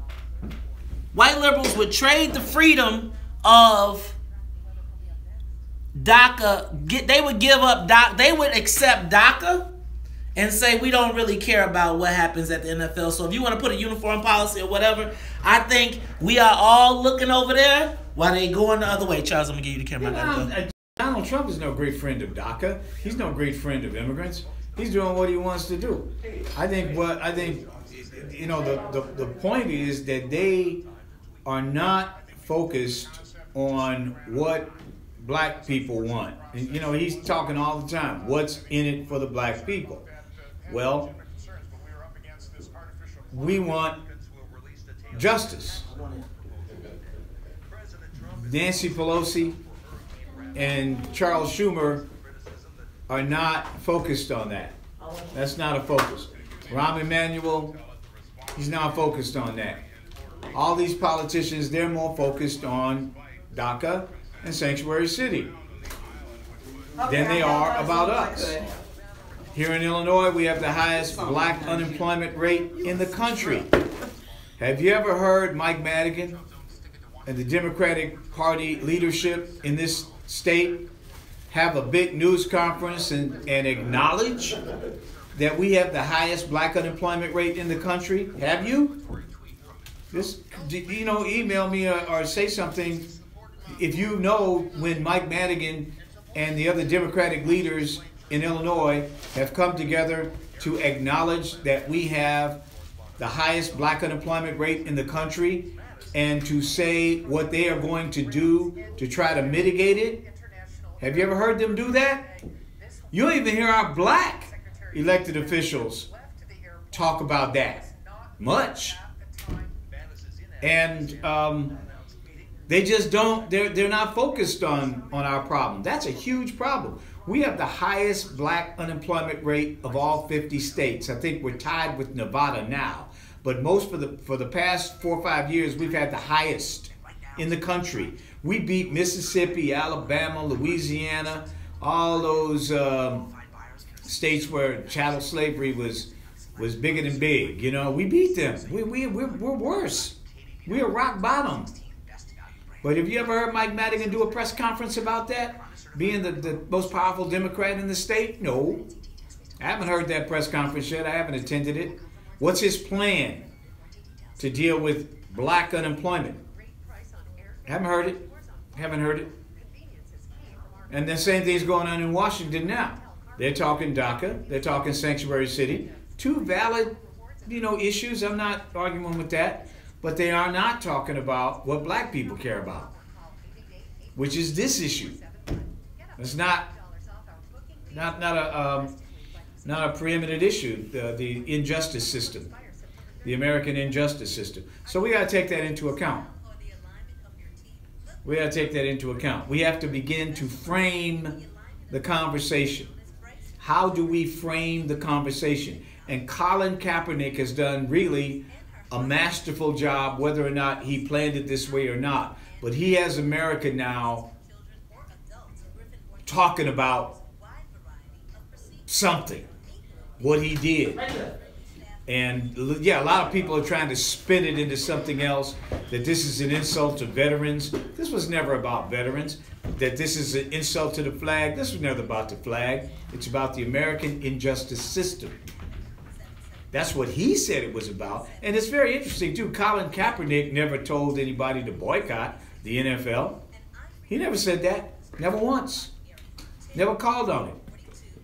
He just said, I'm concerned about the American injustice system, or police brutality, wrongful convictions, over-sentencing, and mass incarceration.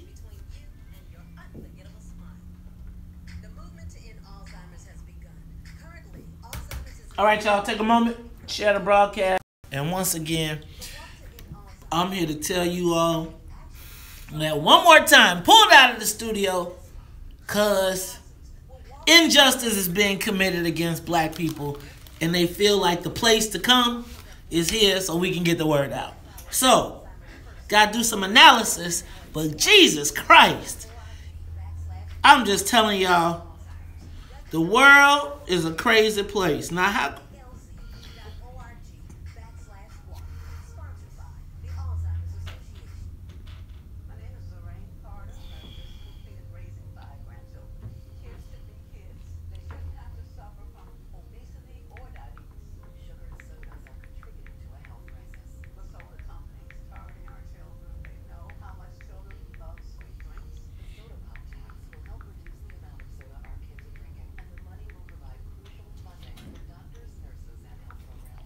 All right, y'all.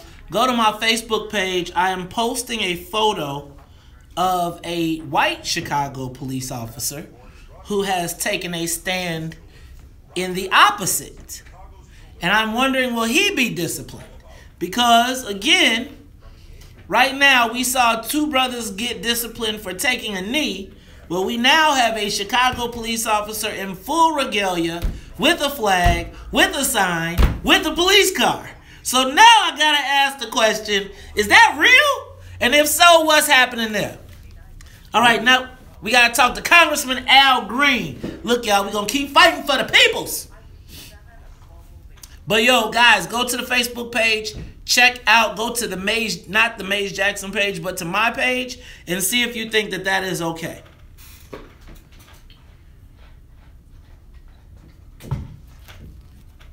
All right, y'all. Take a moment, share the broadcast. Dang, how long was that commercial break? Hey, how long are we talking to Congressman Green? Tell him how long do we got to talk to him, because we can finish up this conversation. Because, you know, he's like the preacher. I couldn't hear you. Okay. Right, but we're not going to keep him the whole way through. Okay.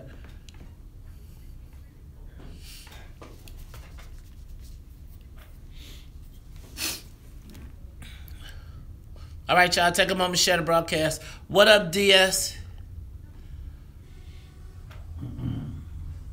Y'all, take a moment, share the broadcast. Share that picture. Let's share it. Let's ask everybody what the city should do.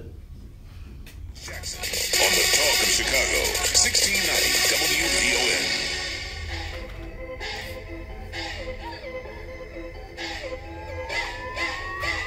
WVON. Let your brother do the yo.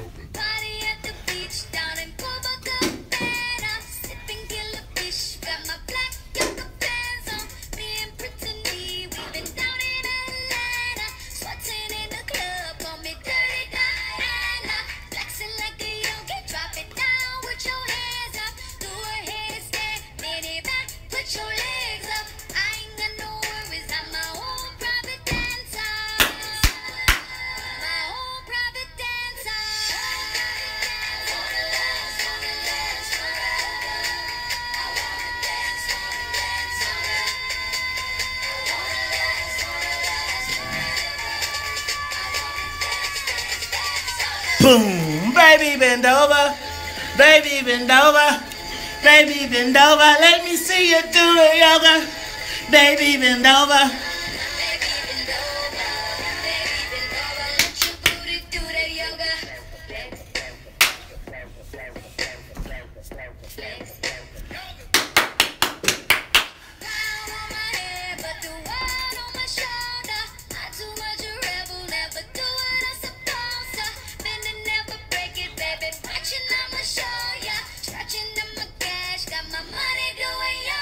You are tuned in to the Talk Chicago 1690 AM. I'm your host, Maze Jackson. Got my main man, Charles Thomas, in the building. And you know what you can guarantee at 8 o'clock? You can guarantee that I'm going to be getting my stretch on because I got to get the yoga cracking. And if it's one thing you know, Charles is going to be hating to the beat. Hey, man, you said... You got to get a new lick. Oh, you know what, Charles? Guess what? So we won't worry about that again. Ladies and gentlemen, you are tuned in to the Talk Chicago 16 AM. I'm your host, Maze Jackson. Got my main man, Charles Thomas, in the studio. Annette Flournoy in the newsroom. Got them triceps popping. You gotta burn at least 500 calories doing that, Maze. You know, I almost halfway. You know, some days, depending, I get sweaty. My Vaseline start coming out my pores. I get shiny. You know, I notice after this on the video, I get way more shiny. Plus, we got our girl, Sonia Escobar. She is the musical conductor of the Soul Plane. We cannot fly this thing without her. But ladies and gentlemen, on the live line, I told you all I went to the Congressional Black Caucus last week. Man, a lot of chicken and scotch, a lot of parties. But while they were there, apparently Congressman Al Green, now not love and happiness Al Green, but the congressman has taken up this issue, and ladies and gentlemen, it seems like he's going to be making a big statement on the floor of the House next week. Join us in welcoming Congressman Al Green to the WVON Morning Show. How are you, Congressman? Maze, I am better than I deserve, and I do have to ask you one salient question. Uh-oh. Do you get paid to have this kind of fun? Do they actually pay you to have the... Not really. Not that much. But you know what? It's so fun. Sometimes I don't even worry about the paycheck. You know, I just try to make sure that we are getting the best information to the black community. You really perk me up. You really do. And I'm just going to send a shout out to Danny and Bobby and Robin, the U.S. reps from the area. Yes, impeachment will be brought to the floor of the House next week. I will go to the well, and I will read articles of impeachment against President Donald J. Trump. And the important thing that I'd like for your listeners to know today is that you don't have to commit a crime to be impeached. A president does not have to commit a crime to be impeached. That's really important because there is this misunderstanding about impeachment and what Mueller is doing with his investigation. He's looking for crimes. Impeachment is about removal from office. That is a political remedy. What Mueller is doing is a judicial remedy to put people in jail. So they may end up putting the president in jail or some other person if they've committed a crime, but that would be after the president is removed from office.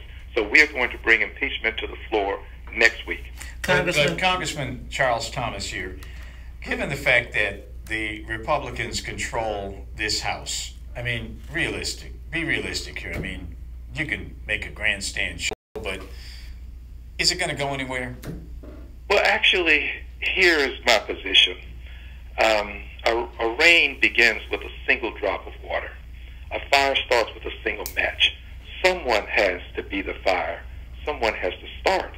And if only I vote for impeachment, I will be very proud to be a majority of one, because the record has to show that somebody disapproved of the behavior of this president. What he is trying to do to voting rights by impaneling this commission to look into all of these millions of people who allegedly have voted improperly, that is sinful, disgraceful, and it may be impeachable. Congressman, so first of all, thank you for your actions or for your willingness to confront this issue. I got another question, though. You know, I saw pictures last week of leaders of the Democratic and House and Senate on the couch with Donald Trump negotiating a deal regarding DACA. I also saw Nancy Pelosi on Meet the Press saying that the #1 issue for the Congress was protecting the Dreamers. How, as a member of the Black Caucus, do you justify that to your constituents or to the black community? Well, here's what I justify. I say to people, it is very, very unfair for people who were brought to this country, not on their own volition, but as children, And for them now to know only this country and to be sent back to some place that they don't know, and that's a fact. I know of people who are having that circumstance to deal with. We cannot, as a humane society, allow this to happen to some 800,000 people. I regret that it happened. I know why it happened, because we wanted it to happen. We wanted their parents to come. We wanted them to work. Our hands are not clean. They were imposing a form of nouveau servitude at the time. But we do have an opportunity to do something to right the wrong, and helping these young people to have an opportunity to stay is the right thing to do. What about their parents? What about the people who broke the law to bring them here? I think that the parents and all other persons who have been here, who have not broken laws while in the country, who have a desire to stay in the country, they should be given a pathway to citizenship, but it does not mean that they should be put ahead of people who are already in line for citizenship. These are hardworking people for the most part. Those who've committed crimes and felonies, they ought to be handled through the courts. But people who've been working hard, many of them have benefited us. Dr. King says that life is an inescapable network of mutuality tied to a single garment of destiny. What impacts one directly impacts all indirectly. But Congressman, so if they directly work for some of us, they have indirectly benefited all of us. But Congressman, realistically, in a state like Illinois, where the black unemployment is the highest in the country, where blacks are last in all of the 16 economic indicators, what's in it for the black people with this DACA thing, and why would we want black legislators to be making that a priority? Well, there are several things. One, it's the right thing to do. I'm like Dr. King. I believe that it's for those young people who came here not of their own volition. It's the right thing to do. You did mention DACA. The other thing is that the jobs that people are saying they will take, these young people are either working or in school, generally speaking. So the positions they already have. And I am for making sure that everybody gets employment. I am for making sure everybody gets job training if the jobs that they need, they are not currently trained to take. So there is a way for us to help all people as opposed to just some. So there's no effort by me or any member of the CBC to just help some people. We do have a broad vision, and that vision has with it the reality that black people have the highest unemployment, but it also has the reality that these people are not persons who came here to do us harm, and they didn't come of their own volition. Congressman, so that's great. So we understand what's on the table for DACA. Can you tell me what is the CBC actively fighting for black people that we can tell our listeners? Sure. I personally have a bill that we have sponsored to raise the minimum wage. We want to raise it to $15 an hour, and we want to index it to poverty so that if you work full time, never again will you live below the poverty line. If we index it, as the poverty level goes up, the minimum wage will go up as well. This is an important thing for us to do because... But is that realistic? I mean, and I don't want to cut you off, but I mean, we hear about this minimum wage here in Illinois, and then we see the mailers and all that stuff, and it becomes political stuntery. Give me something tangible that we can say that the Black Caucus is working to move forward for the black community, not... Yeah, that's a general thing. Specific. I mean, what's specific to the black community? Well, I'm not going to minimize raising the minimum wage. Well, I'm not either, but that's all people. But that's all people. What's specific to the black community? Well, but I assure you, dear brother and dear sister, I'm not a... Are you calling me a sister? Oh, see? You ain't gonna live hey, man. If I've offended you, you did. It's all good. It happens at every drive-through, too, so don't worry about it. Go ahead. But as I was saying, the minimum wage impacts people who need that raise. This is a big deal. If you're working right now at $7.25 an hour, and you can double that, that's a big deal for you and your family. And a good many of the people who are making this minimum wage are persons who are working in restaurants, and they make even less. They make we ain't working in the restaurants. But you know, we talked earlier today about a lot of black homeowners here in the Chicago area are losing their homes. I mean, they are underwater. They're being forced into segregated neighborhoods even after they move to the suburbs. What's being done for black people specifically to deal with some of the problems that are unique to us? Like this criminal injustice system.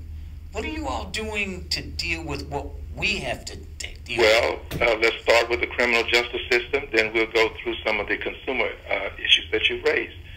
In criminal justice, we have made an effort to make sure that we eliminate the disparities, especially with reference to crack cocaine and powder cocaine. That's important to us because we know that our people get disproportionately charged. But isn't that like an 80s fight, a 90s fight? People aren't still doing crack. The big thing now that the crackheads are pretty much weeded themselves out. I guess Congressman, and we're running out of time, so we got to have you come back. Well, can you let me just mention a couple of other things because you raised some important issues.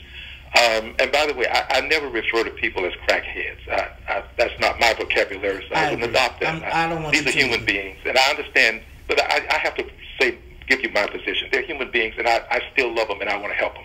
But with reference to some of the other issues, we have worked to make sure that if you're buying a home now, you don't get caught in the kickback that would allow the guy who originates your mortgage to qualify you for a 5% loan and then sell you a loan at 10% and never tell you qualify for 5%. That was a lawful practice that was going on. It was called the yield spread premium, but it was nothing more than a kickback that they would spread the money among themselves by getting you to get into a higher mortgage. Congressman, and there are many others. Thank you so much. Well, Congressman, real quick, and I gotta ask this before we go. Congressman, so will you be supporting, if there is a bill to support DACA that the president signs off, will you sign off on it? Will you vote for it? Well, here's what I have to I gotta get a yes or no. Well, what I have to tell you depends on what's with it. Because if they've got a bill to do something to voting rights that would be adverse to the interests of the people I represent, it would be no. We often don't get these bills in a single clean package. But to answer your question, if it is only DACA, and if it does provide a pathway to citizenship, only DACA, then yes, I would. Well, is there anything in that package tangibly that helps black people? Well, I think that when you help any one of us, you help all of us. So yes. All lives matter. Ladies and gentlemen, we have been talking to Congressman Al Green from the great state of Texas. He is going to be introducing impeachment for Donald Trump. I'm still not sure what black people going to get, but we're going to talk about that and more. Congressman, we look forward to talking to you again. Thank you for coming on the WVON Morning Show. Thank you very much. Ladies and gentlemen, it has been an action-packed show. Charles, they teach that. You know what? They need to put that spin game on a football field. Oh, did I say football? Did you say spin game? He sounded like the good Reverend for real. Well, I mean, you know, he's that's the party line.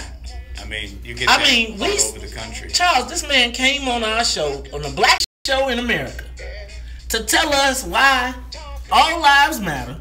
Well, they do. But not to white people. All lives matter, and ain't nothing in DACA for black people.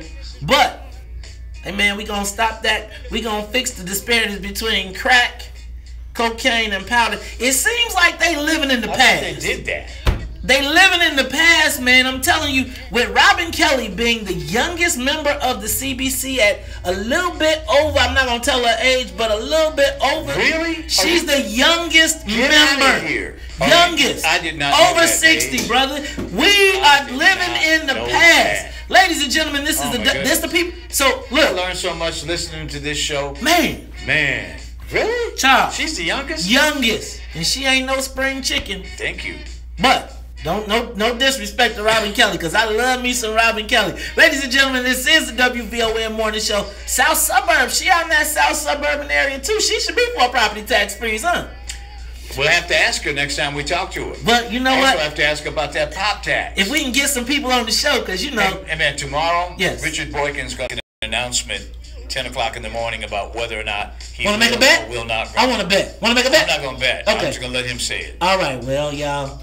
Look like we might need to be doing some digging. This is Talk Chicago, 1690 AM for all of us. For Annette Flournoy in the newsroom. For Sonia Escobar, the musical conductor, the soul play. My main man, Charles Thomas. I'm your guy, Maze Jackson. And until tomorrow, if you don't like it, you can still tell him. said we out of here. Peace. Live